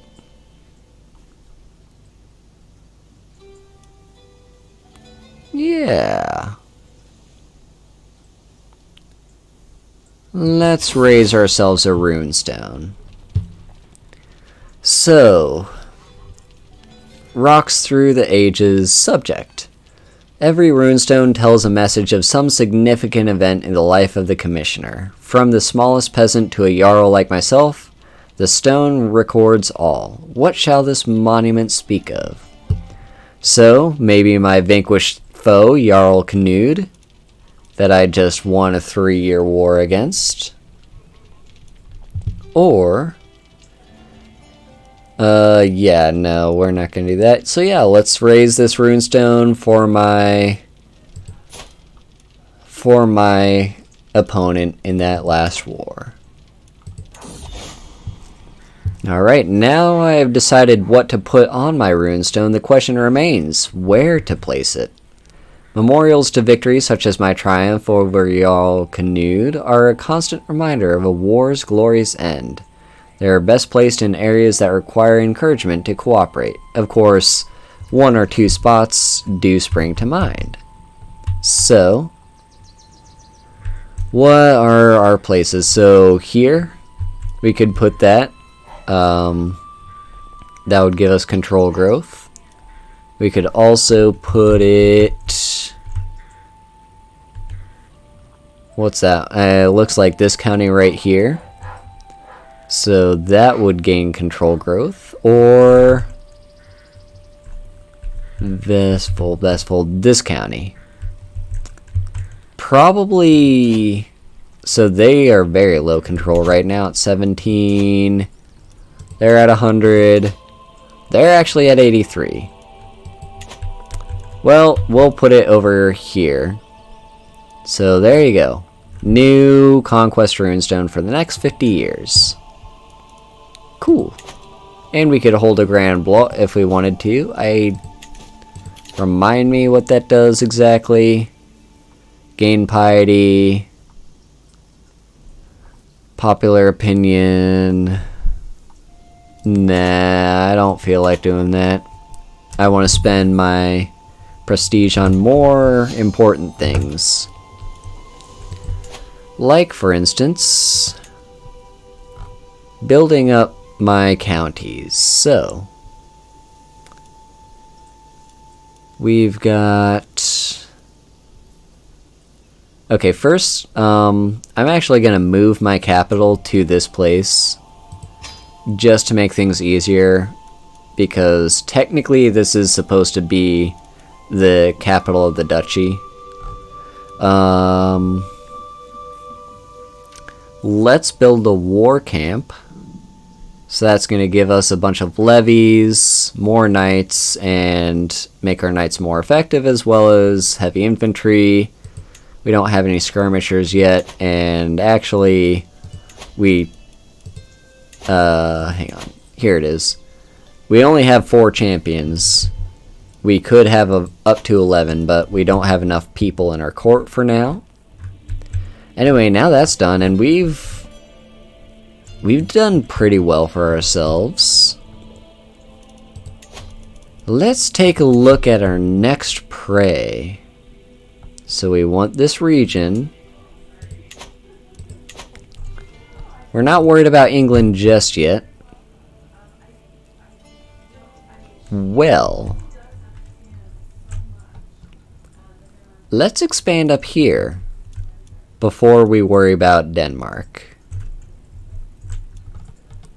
That's not a bad idea, and I know the perfect person to pick on. You only have 72 troops, I just noticed. And you were a massive pain in my ass for declaring war on me while I was trying to take over this county. So, I just want to... Yeah. Alright, we're fine. Let's go ahead, move our troops here, or the rally point, I should say. You, my friend, you. I could subjugate you, but that's a thing you can do once in a lifetime, and I would rather use that on someone a little bit bigger. We're just going to conquer this duchy. And you are going to cry like a little baby.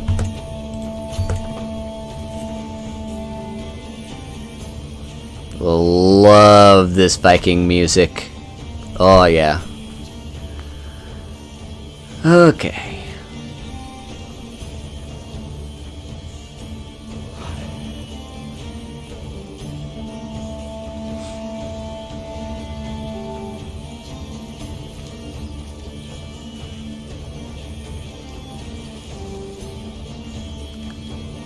Alright, they're actually going to try and stop me.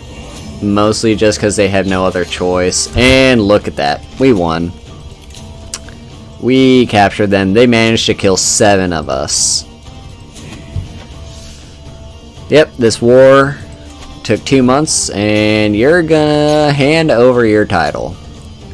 So, to the brash Jarl Heralder, may your years be short and miserable. You are a much greater foe than I imagined. In order to put an end to this bloodshed, I will comply with your demands. So be it. I will go ahead and send my troops home. I am now again over my domain limit. What should I do now? So let me look at my... So this duchy goes to Asta, who's my firstborn daughter. And then she would also get this chiefdom. Everything else would go to my other daughters. Even these. Well, in that case, we can grant this to someone. We can reconquer stuff on later down the line. Let's see. You are wrathful, deceitful, and brave. My spy master, chaste, honest, shy. Oh yeah, you're that guy that is kinda not that great. Actually, you know what? We are gonna give it to you, my guest. So, there you go. And you could now become my marshal.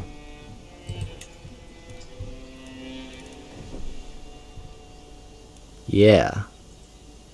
That's you, right? Actually, no, you would be a better marshal. So we will make you my marshal. Let's see if we have any better spy masters around. My steward. Excellent.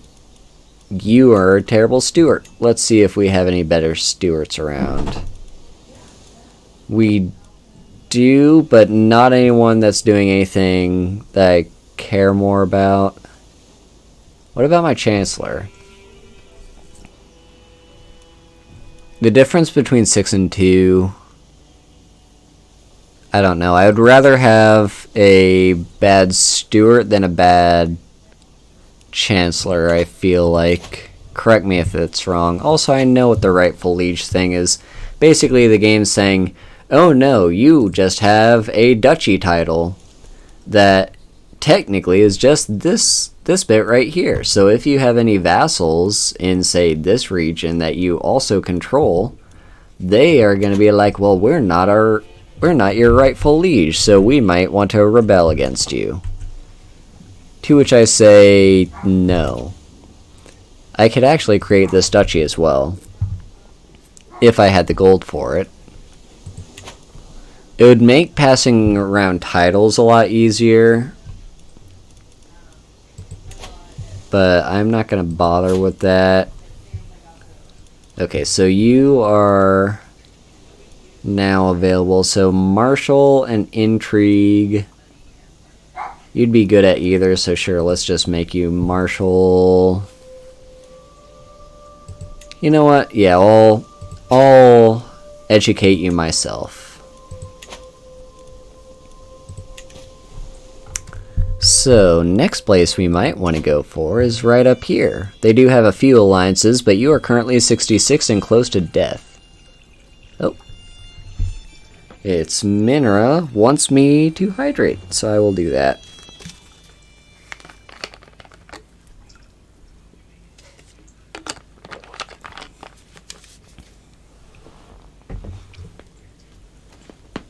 Alright. So.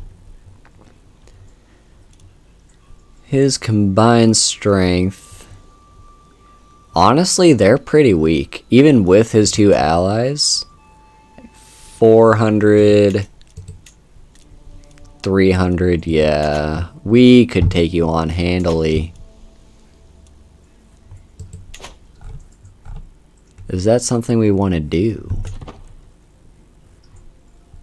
We do want to eventually. Actually...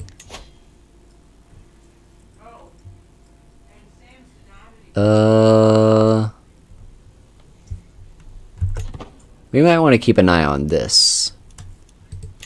Because eventually... No, it's not the faith, it's not the faith. We want our culture.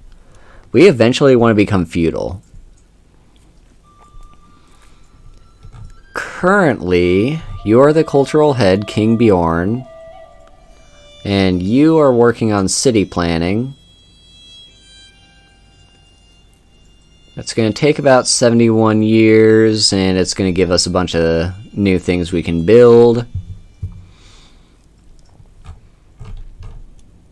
Yeah, we're eventually going to want to move into the early medieval era. And I'm pretty sure when that happens, you need to have full tribal authority. And it's also entirely possible and hopeful that at some point we will become that head. Also, I want to look at something else here. So we know the region that we need to control, but what else do we need?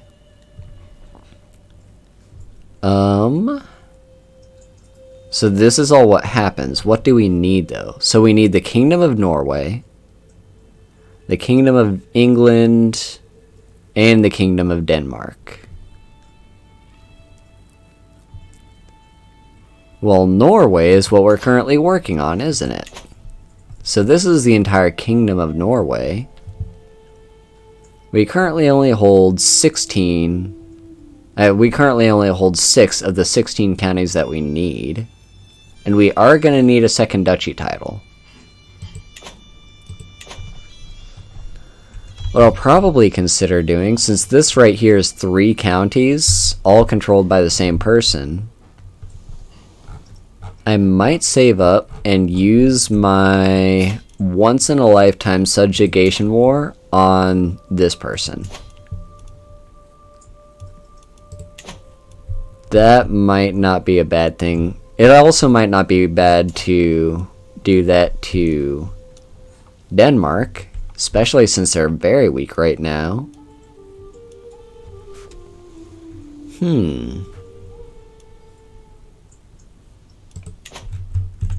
We have a few options. What do you think, chat? Do you think I should spend my subjugation war on Denmark? Or trying to form Norway?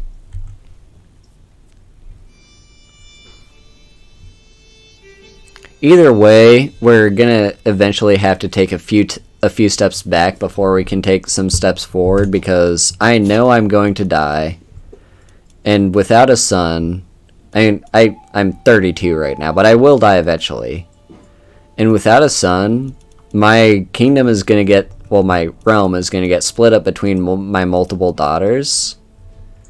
And if I have a kingdom title, say, in Denmark, I'm most likely going to lose this stuff up here that I've worked so hard to get. So, that's just usually how the game ebbs and flows. If you have multiple heirs, you're gonna have to take a few steps back before you can take some steps forward. And we're not too concerned about that subjugation war just yet anyway, because that's gonna take a lot of time to build up that prestige again. But if in theory... Oh, we've got another martial perk. If in theory I were to subjugate, so that would cost 500 prestige. So we need to save up for that. And sure, let's just get our spouse to like us more. And that plus 25% skill boost. So keep an eye on these skills over here on the left when I click this button. A few of them increased by a tiny amount. And that's not bad. That's pretty good.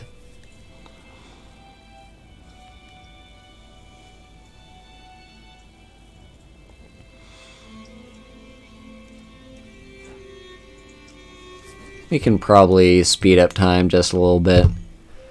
I don't have an immediate goal right now. I'm just kind of vibing.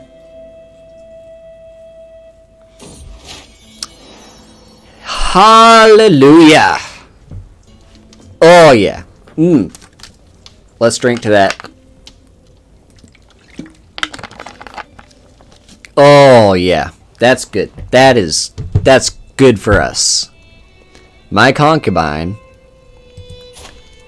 just gave birth to a son. I have a son now. Liotr.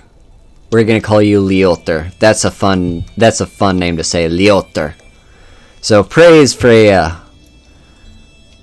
My concubine, however the hell you pronounce her name, has given birth to a perfect little son. One day, child, you will carry on my legacy. What name would benefit a Jarl? How about Jarl Liotr? That sounds nice. Yeah. We've got a son. Now, he is not technically a bastard child, but he's a child of a concubine, and he's also got stuttering. Which is a little bit unfortunate because his mother, my concubine, is also stuttering. She's also currently ill. That's unfortunate. So, yeah, that's fine. I now have a son, and Liotr should... Oh yeah, he's inheriting all of my titles. That's excellent. Took you long enough. Okay. Can I become chaste? Is that a thing I can do? I don't think it is. Can I dismiss my concubines? I don't want you. Yeah. You're currently not doing anything for me, are you? No. Let's dismiss you as my concubine. What?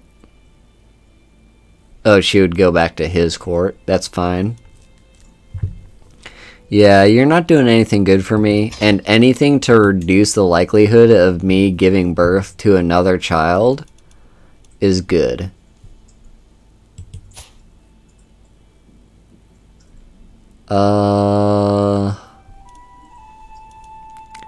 Let's see, my wife is 32 years old, so she's still of childbearing age. So is my concubine. She's ill.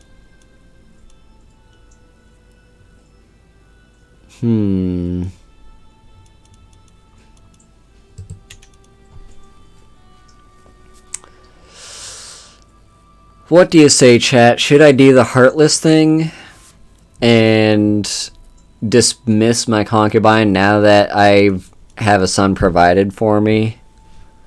Or should I keep her around because she did a good service to me? What are your thoughts?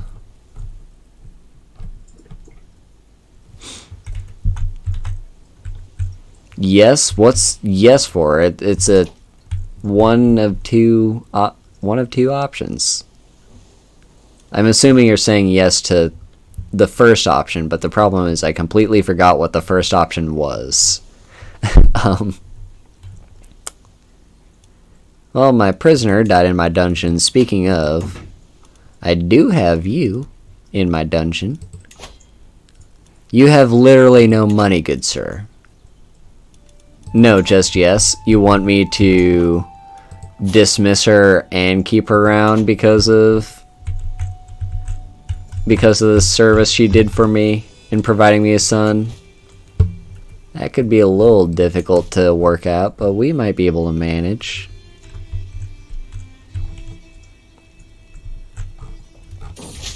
Oh!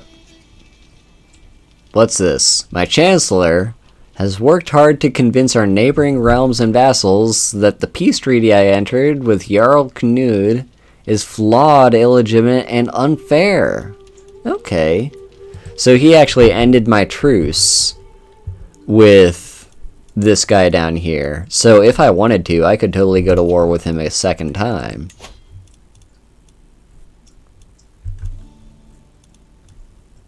That's a third option.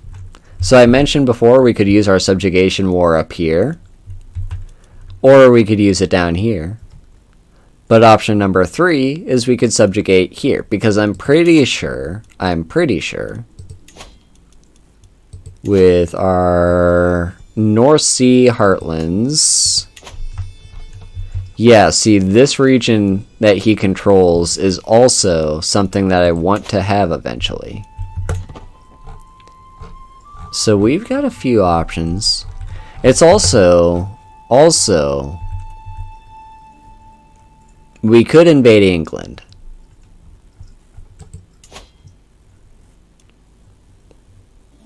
We're not going to invade England. We're just going to focus on unifying the Norselands over here in Scandinavia. Because right now we're pretty broken up. I have a sprawling realm, of which currently I have a single heir son who's going to inherit all of this. So that would be good. I think you can also disinherit your son. Hey Chaz, are you feeling any better? I was a little worried about the UV exposure. I'm also now the cultural head because the old cultural head died, so I can actually choose a fascination. Let's choose. We might just stick with city planning. You're feeling a little bit? That's good. That's good to hear. Actually, domain limit wouldn't be terrible. Economic buildings. More development. Levy reinforcements. Fortification buildings. No, we want onagers. We want those onagers, because onagers are the first siege weapon you can get in the game, and currently sieges are very, very slow because of how 30 full minutes. That sounds pretty bad, but I'm glad to hear you're doing a little bit better. Let's see. What just happened? Did they just move their capital? Whoa! Oh, that guy must have died. That's what just happened there. We got smuggling rings because of excessive tariffs.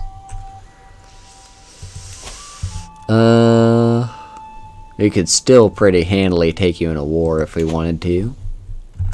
But let's save up that. Actually, can we afford this? We can afford this. Let's call a hunt, because this is gonna get us prestige. And prestige is what we're currently aching for. We want that prestige so we can declare a subjugation war. Oh, injury. Injury. Bounding through the taiga, I am gaining on the sly fox I've been chasing for hours. Just as I prepare to strike, I hear my uncle, Chieftain Olafur, cry out in pain. He has fallen and is now clutching at his leg. I could tend to him. So that would give him a health boost, he would like me more, and it would actually boost my learning, which would actually increase the speed. No, not that. Which would increase the speed of us researching onagers. Or I could take the prestige, he would like me a little bit less, and he would be wounded. I'm fine with that. Because he's at 100 liking of me. He likes me a lot.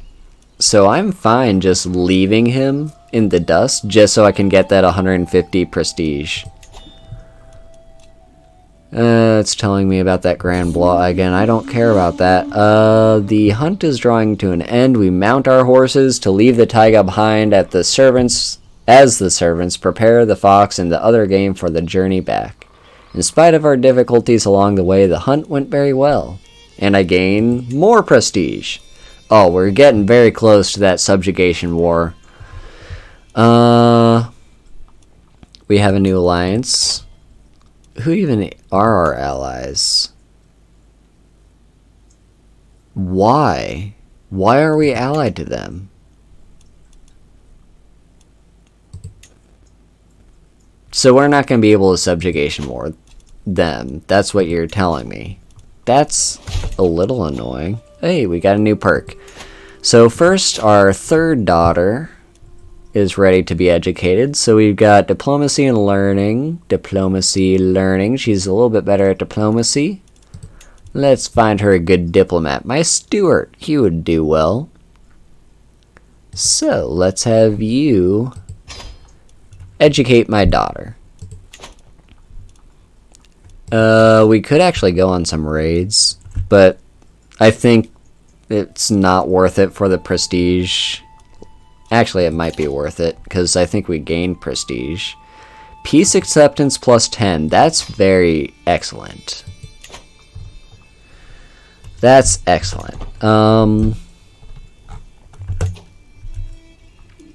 If in theory we were to go raiding, because we are after all Vikings, you can't be a Viking if you don't go raiding. What about these people? Or what about these people? Who has... So you've got 15 gold, 3 gold. That's actually currently under siege, but 15 gold. 15 gold. That's a lot of gold. And we did just get a ton of prestige banked from that war. Let's go raiding our neighbors.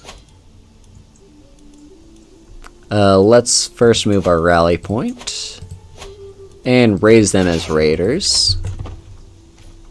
Alright, now we're gonna go raiding. And we're still making a profit on prestige, so that's good. Let's slow down this game. I do like to slow down the game when I'm actually doing things with my soldiers, so I can be a little bit more precise. So, we've done that raid. Let's move down. We can carry home 200 gold, which is very nice.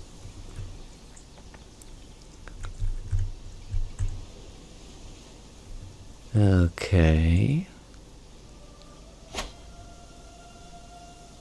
This is going to take a little bit of time to raid them. Ooh! We have an event in the deep places of the world. The peasants of Vingelmork are a superstitious bunch. Regularly coming to me with the claims of sorcerers, giants, and gods in disguise. Usually I ignore such claims as commoner theatrics, but this time they bring evidence. The carcass of a famous hunter, chest torn open, soft heart, flesh devoured. Ugh. The locals insist this is nothing less than the work of a troll and demand I scour nearby woods to dispatch for the creature.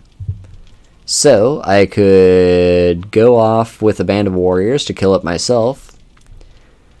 Or I could just say, it sounds like a bear, deal with it yourself, you cravens. That would lower their popular opinion of me, and because I'm brave, it's actually against my nature to do that. So I will go slay the beast myself. This is probably going to get me killed, isn't it? Which wouldn't be the worst thing, because I do have a son, and one son. Ooh, what's going on here? Uh-huh. So, in the deep places of the world, swift death. The woods whisper gently as we trudge forward, holding my small party of retainers in a tight, shadowy embrace. I fancy it's just the wind, but some say trolls sing like the wind when alone. Several disappearances have happened near this clearing, making it a likely camp for the beast. At least, that's what the locals say. There's a blood-curdling snarl behind us, the sound of padding feet, and then someone at the rear of the party screams. I whirl just in time to dodge the giant wolf, fur flecked silver with age and red with blood, as it dashes past. Not a troll, but a quarry still. So, I could say, death take you, monster. That's a bit risky. There's a 39% chance I'll die. But if I succeed, I would gain Wolf Slayer, and which is excellent. Prowess per level of fame +2. That's very good. Or I could just do a martial challenge, say rally, form a circle. So that would be 64%. That's a slightly higher percent chance of success. I'd still gain just as much prestige. Downside being I would suffer a permanent major injury if I fail. And they would still have troll attacks there. Or we could just say, run away, run away! We can't deal with this wolf. But no, we're gonna form a circle. So, come on. Oh, I got a permanent injury from that. That's unfortunate. So I've been disfigured. My diplomacy got lowered. People that are attracted to me don't like me as much. And my fertility is down because my wife does not want to have sex with someone who looks like this. That kind of works out for me, the fertility, because I don't want to produce another son by accident. So that's fine, but yeah, I would have really liked to kill that wolf. This is fine, though. We're fine. Good for you for winning that war, whoever you are.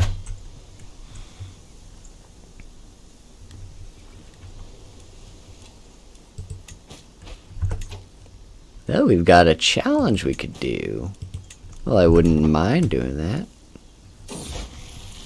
Oh, what's going on? So my daughter, who I am currently educating, there was a commotion among the children today. Svanhilder was attempting to preach among her fellow youngsters and became the target of a small fight.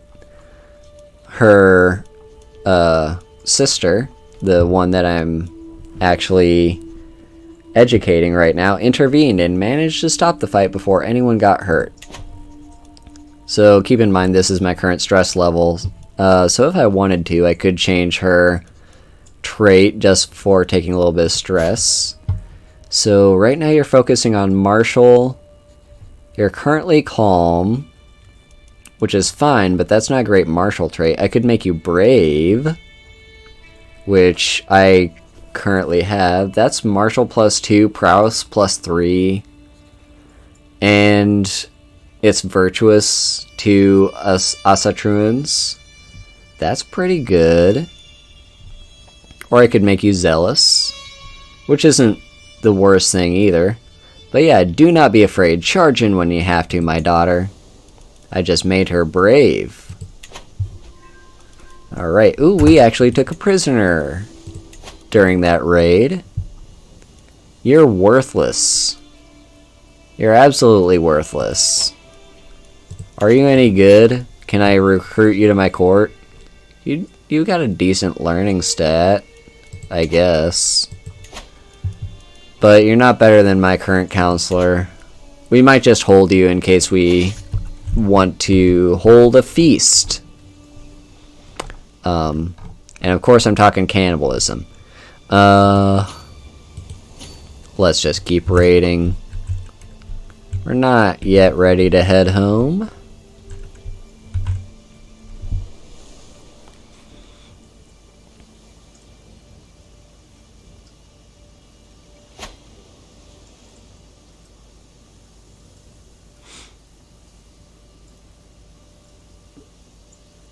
Just wait for this siege, or this raid technically, to be over. It's not really a siege. Alright, we've raided that place. Let's raid this place before we head home.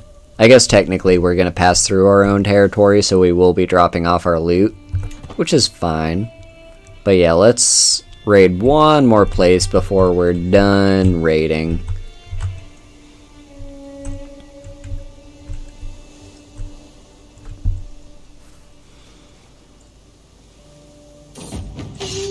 What's going on here? Caesar's triumph. While studying the tactics of ancient generals, I was amused to learn about Julius Caesar's exploits during his conquest of Gaul. Y'all want to learn about Gaul, chat?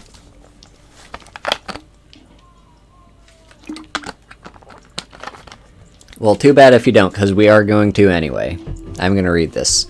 During his siege of Alesia, Caesar determined that direct assault on the well-fortified city would be too costly. He instead ordered his army build his own fortress which surrounded the entire city, trapping the enemy garrison inside to starve while simultaneously preventing reinforcements from relieving the defenders. So, I mean, that's just what a siege is, right? Like, maybe he was ahead of his time, I don't know, but there doesn't seem anything terribly special about that. I guess it's the fact that he made them construct their own fortress while they were besieging. I guess that was like the big feat there, but anyway. What do I want? Military engineer. That's not terrible. That's pretty good. I like military engineer. We could gain unyielding defender, but that would also make me stressed because I'm brave. Or we could get reckless, which is fine. But no, let's take a little ingenuity, goes a long way in a siege.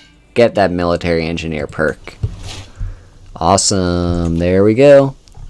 Now, yeah, we're just continuing our way up north to do some raiding up there.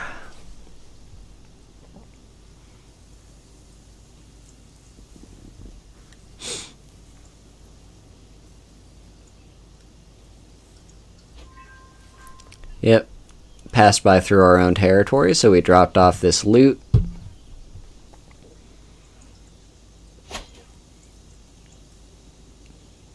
And our raid should be done in about 15 days. Oh, Leoter, my son. While I've come to expect mischief from my son and heir Leoter, his creativity keeps me on my toes. When it is not a prank, it is a brawl, a disgruntled tutor, or grazed knees from an adventure gone wrong.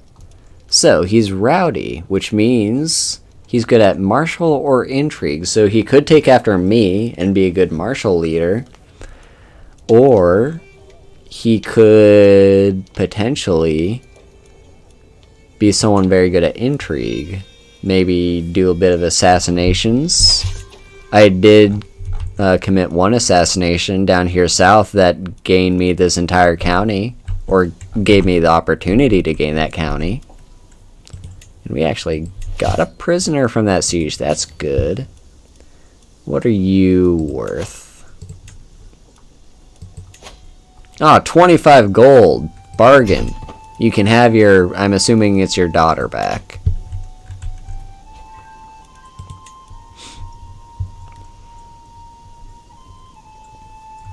Alright, we've returned home with our loot, and it's time to disband our raiders. Let everyone return home and feast on their accomplishments.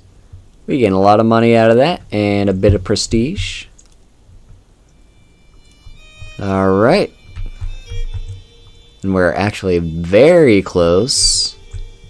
There it is, 500. So we have a few things to consider for subjugation.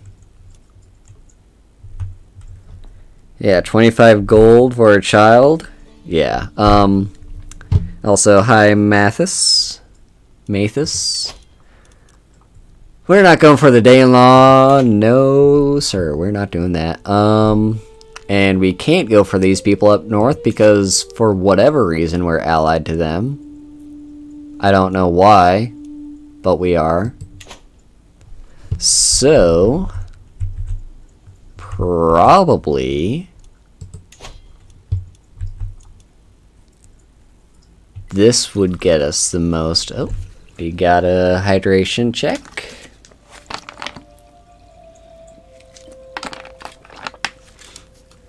This would probably be our best conquest for a subjugation war.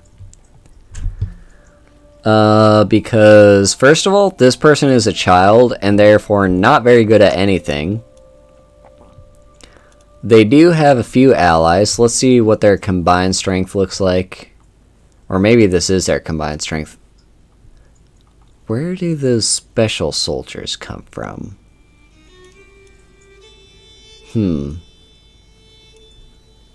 That's interesting. Yeah, you currently only have the 2 allies. And what's most important is you're currently fighting 2 wars. I do need to keep an eye on this war, because if I were to win my subjugation war, I would then become the target of that war. And I need to watch out for this. So that would actually be against me, which we might be able to handle it. Let's take a look at your allies. So 15, and oh, you're actually allied with, no, that's just a Jarldom.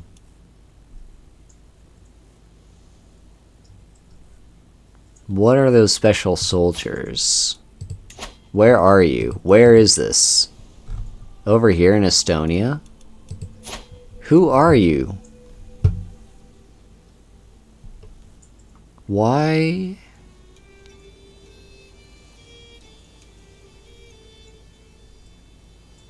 Oh, you're probably a big historical ruler, and that's why. Well, you're 61. So we'll keep an eye on you. We will keep an eye on you. We'll keep an eye on you. So our other option is potentially just subjugating these 3 counties, which I believe also comes with that duchy title.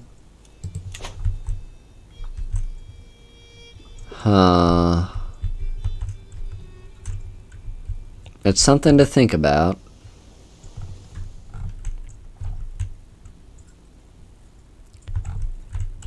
But alternatively, we've got Norway. So we can't go for these people, but what about Uppland? Because Oh yeah, I need to remember I can do that trial by combat. Because if I... Let's take a look at... This is part of the Kingdom of Norway. Okay. So we need the Kingdom of Norway if we want to be able to do the secure the high seas of the High Kingdom of the North Sea anyway. And you are part of that kingdom. You have 4 counties, which is pretty decent. But you have so many counties. I really want Denmark. I really, really want Denmark. Look at that. That'd be 1, 2, 3, 4, 5, 6, 7, 8 counties in a single war. That's insane. That's a lot.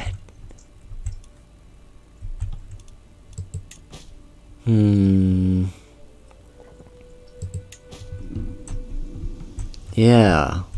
That's something.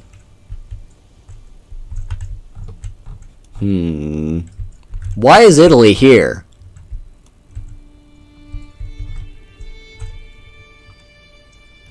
Italy? Hun, what are you doing? What are you doing in, like, northern Germany? That must have been the Holy War that I got called into that we lost. Bruh. Bruh. I don't like this. I don't like the look of that. That's gross. Anyway, back to more important matters, like what am I gonna do with my subjugation? I mean, I'm fine. Yeah, I think we wait for the right opportunity to take you. And I wonder... Maybe we can break this alliance. Because that alliance is what is making this subjugation war difficult for me. Now, I may not necessarily want to kill you. Although you do have a low intrigue, so that's totally an option. But I could also go for, say, you, who the fact that you're married is one of the reasons this alliance exists, or you. That's interesting.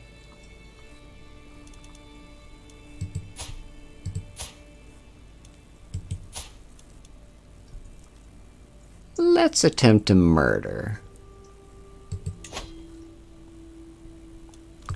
Let's first switch things over a bit. Why is my spy master terrible? Well, he's the best spy master we've got, so sure. Support my schemes. Is he?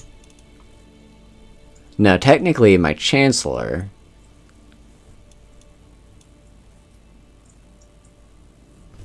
Is my best spy master. But it's only by 3 points.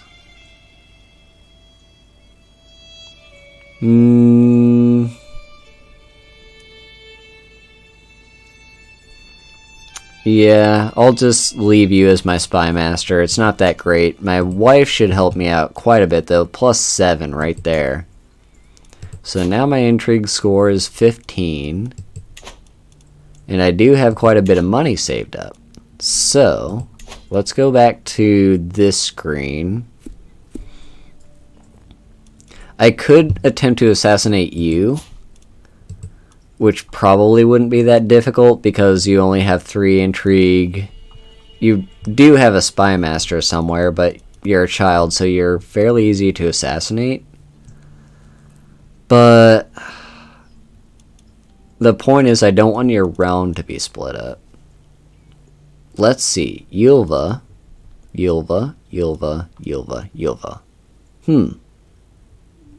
On second thought, this might be easier. Murder this child for 23 or 38. Alternatively, murder you for also 23 and 38. Or your wife, or I guess technically betrothed since you're both underage. 23, 38. You're technically the easiest to kill here with that 17 months. We're gonna plot to murder you. And then hopefully we can find someone that will help us out. So who exactly are you in relation to this person, and why are you willing to help me? I'm not sure who you are, but 68 gold. We'll think on that. Hopefully you'll 75. This is gonna be expensive, but I think it'll be worth it. So let's just bribe you first and see where that gets us. Alright, so you've joined the scheme. We're up to 51 and 66.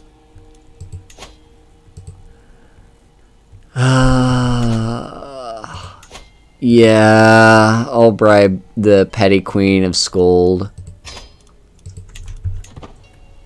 So you can also help me murder this person. We're up to 65 and 80. Let's just see if we can't get you on side as well. Sure, we need all the help we can get, because these numbers are lower than I'd like them to be. So I just spent my entire treasury on trying to assassinate this person, and it's not even a guarantee. But we'll hope for it. Let's keep our fingers crossed. If this person dies and breaks this alliance, we can pretty safely go to war and take all of Denmark for us. And that would be amazing.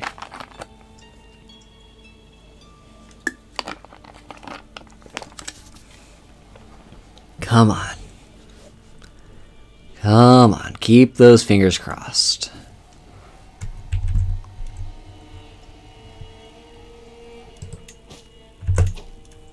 Oh, we've got a guardian that we could designate for you. My fourth born? I think you're fourth born. Yeah, you're my fourth born daughter. Therefore, relatively useless, which is unfortunate because you're quick, and that's a good trait to pass down, but unfortunately, you've got stewardship or learning. You're very good at learning for 6 at this age, so we will have my whatever that Hofgodi is. It's my realm priest. I'll have my realm priest educate you.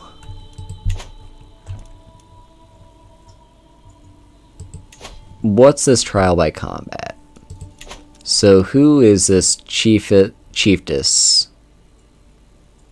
that I can fight? Come on. Come on. There we go. So who are you? Where are you? Why can I duel you? Again, you're just some random person in Denmark. You're an adulterer, which is why I can fight you in combat. You're actually pregnant. We're gonna fight this pregnant woman.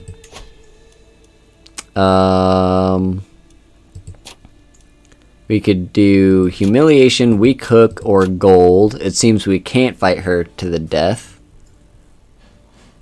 Oh, she'll actually designate a skilled knight as her champion. I think I'd be fine with that. Worst case scenario is I lose the fight and I get stressed out. So we are going to challenge you for gold.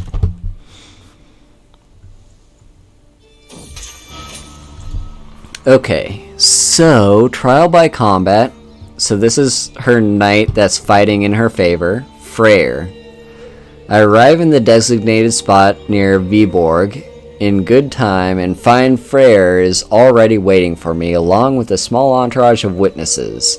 As chiefess that is unfit to fight herself, Freyr has agreed to champion for her.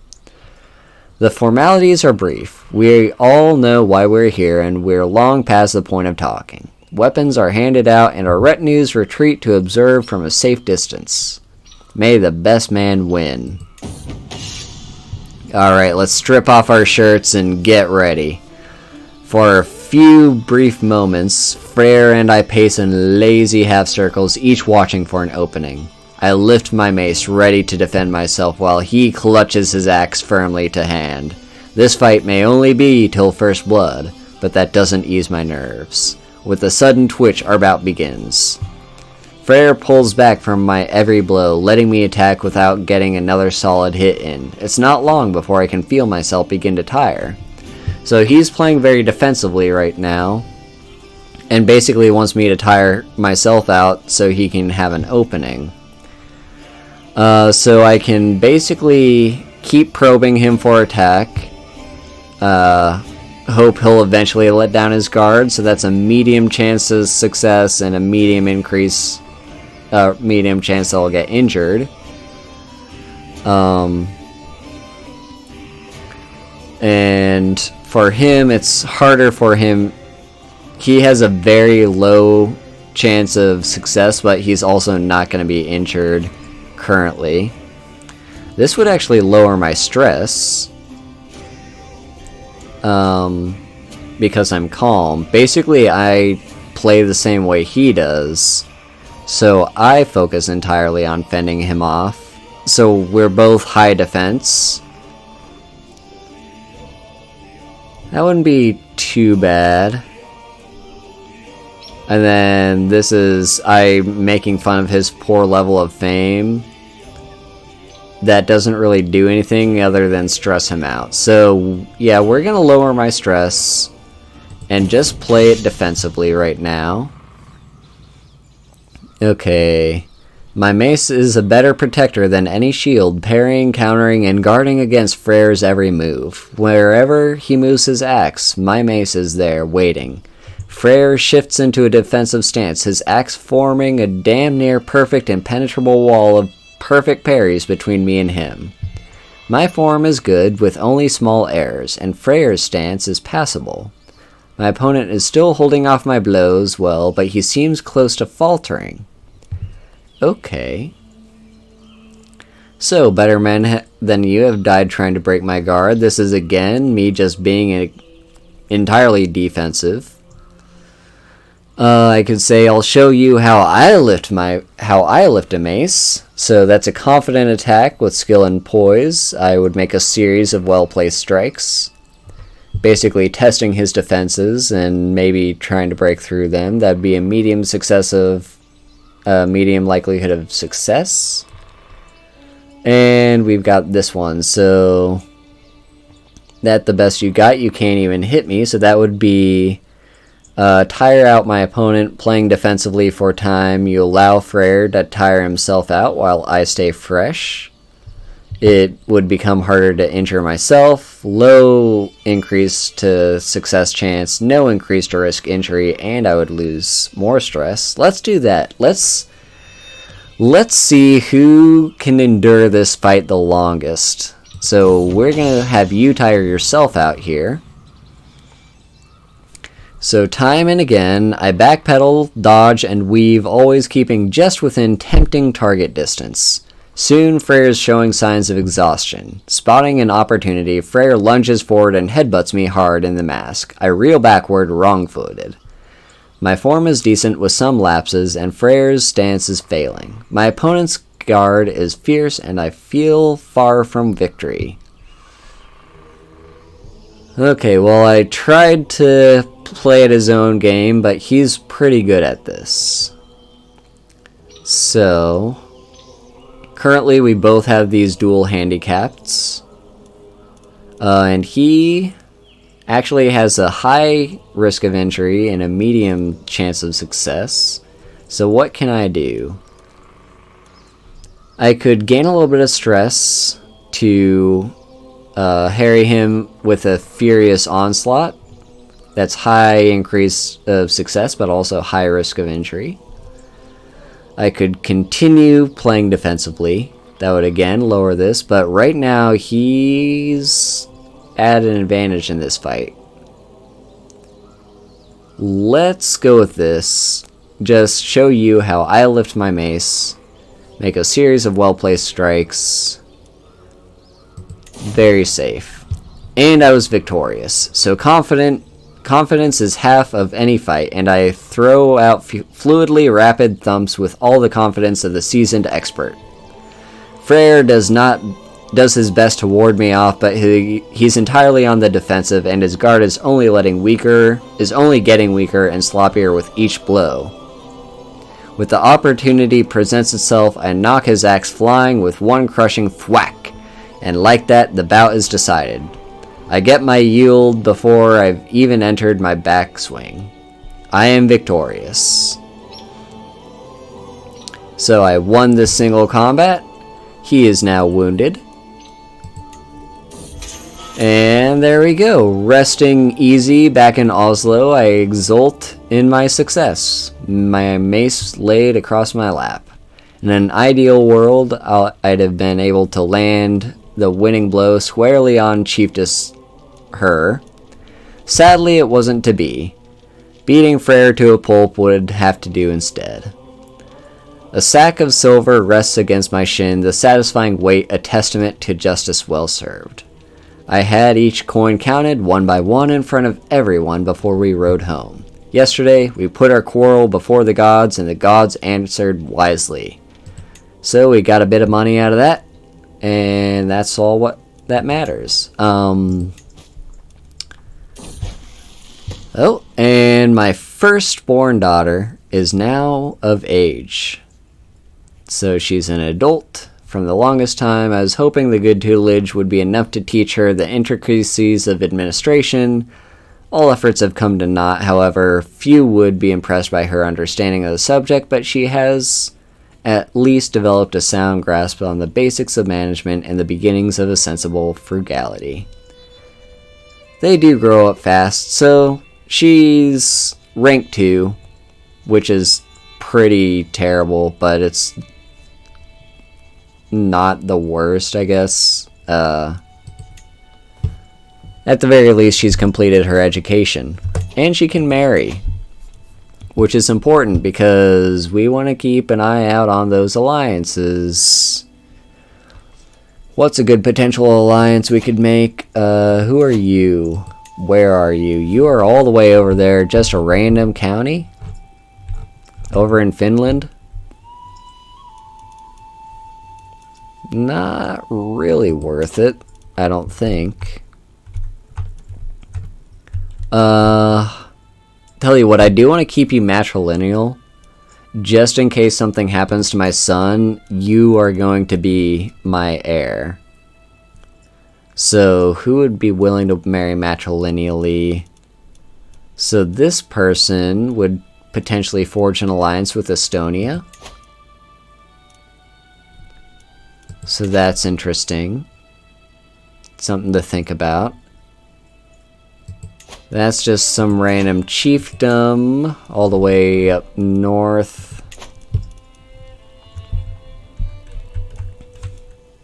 Yeah, let's go for you.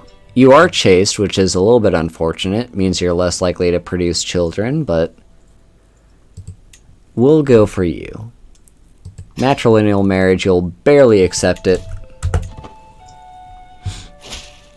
And there we go. You have now married matrilineally, and there's actually, first of all, you won a war. Good for you, and oh my goodness, good for you. We also have a faction against me. What is this faction? I don't need you to tell me about factions. Cool. Oh, it's just peasants. That's fine. We can ignore that. I thought it was something serious. Let's just wait for time to tick along, get our murder scheme all in order. Let's just double check that there's no one else we can invite to this. Yeah, we've got our 3 agents. Let's just hope we're successful.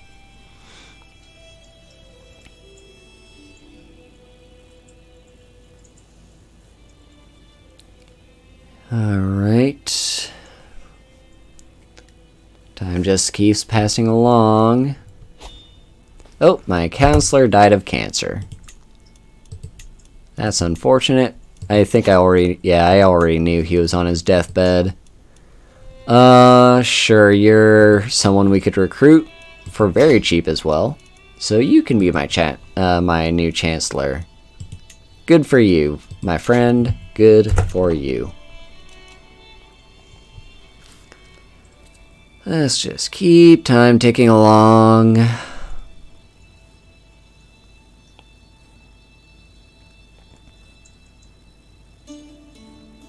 Just enjoy the music. I do enjoy this music. The music in this game is very well, what's the word that I'm looking for? Composed.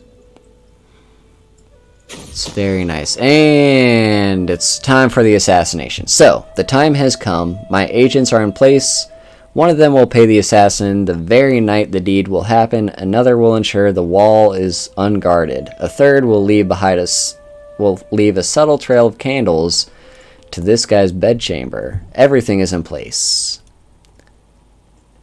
Let's do it. Fingers crossed. Okay, he's dead. He's dead. The assassin performed spectacularly, and he's dead. I've covered my tracks well, and if anyone suspects me for being behind the attack, no one dares say it out loud. Okay, he is dead. Now, hopefully... Why? Why did that not break the alliance? I spent so much money on that. What? He's dead. Okay. I just didn't let time pass. Okay. So that alliance is now Dunzo's. So, my friend, Jarl Arnbjorn. Oh, come on! Why can't I subjugate you? What are the rules for subjugation war? What are the rules for a subjugation war? I should be able to subjugate you, right? Yeah. What are those rules? What's a subjugation war? I could have sworn it was just like anyone. I could have sworn it was just anyone. Why can't I subjugate you?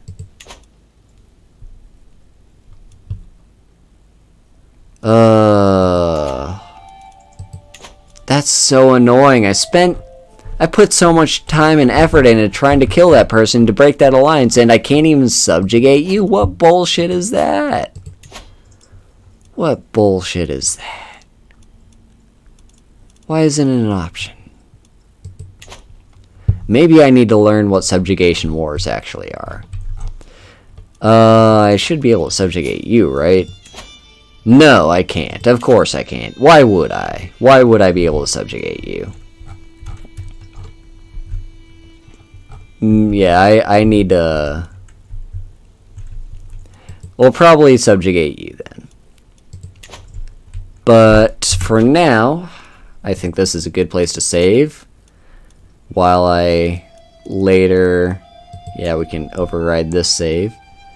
I'll figure out how to subjugate people at some point and why I can't subjugate the people I want to subjugate. Ugh, that's annoying.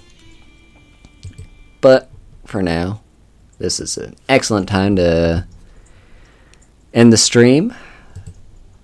We can go ahead and raid someone now. Let me just see who's streaming currently. And thank you all for coming to watch my stream. Which new coach? It was quite enjoyable. I think I found someone. Can you whisper me the answer? Hang on. Get up, please. We have 40. Let's go ahead. All right.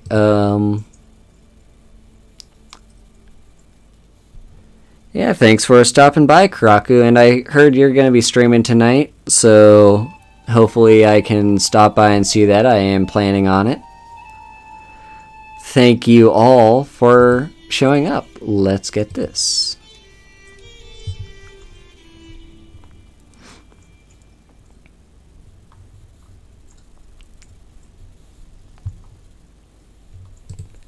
Okay.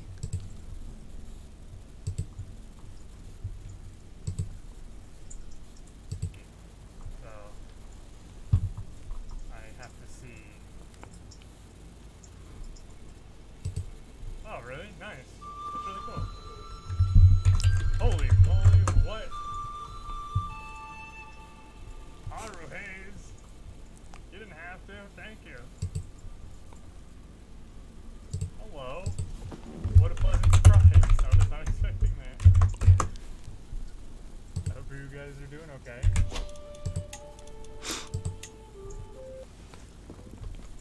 Wow.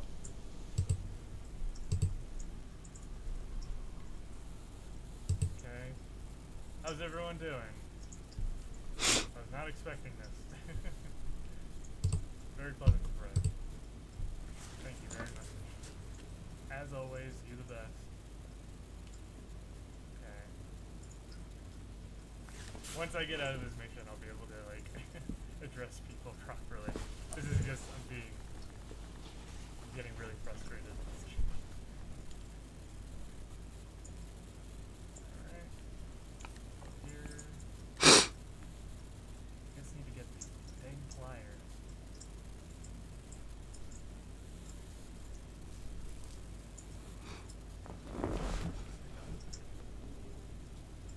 Hope everyone's having a good weekend.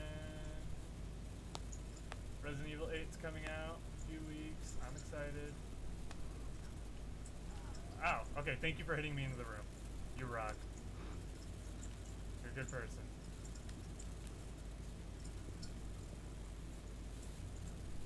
Okay.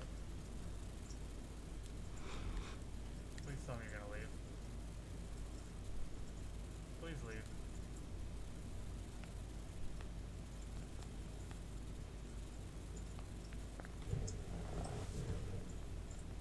Okay. Alright, we're good. Do this, cut wire, and open. Okay.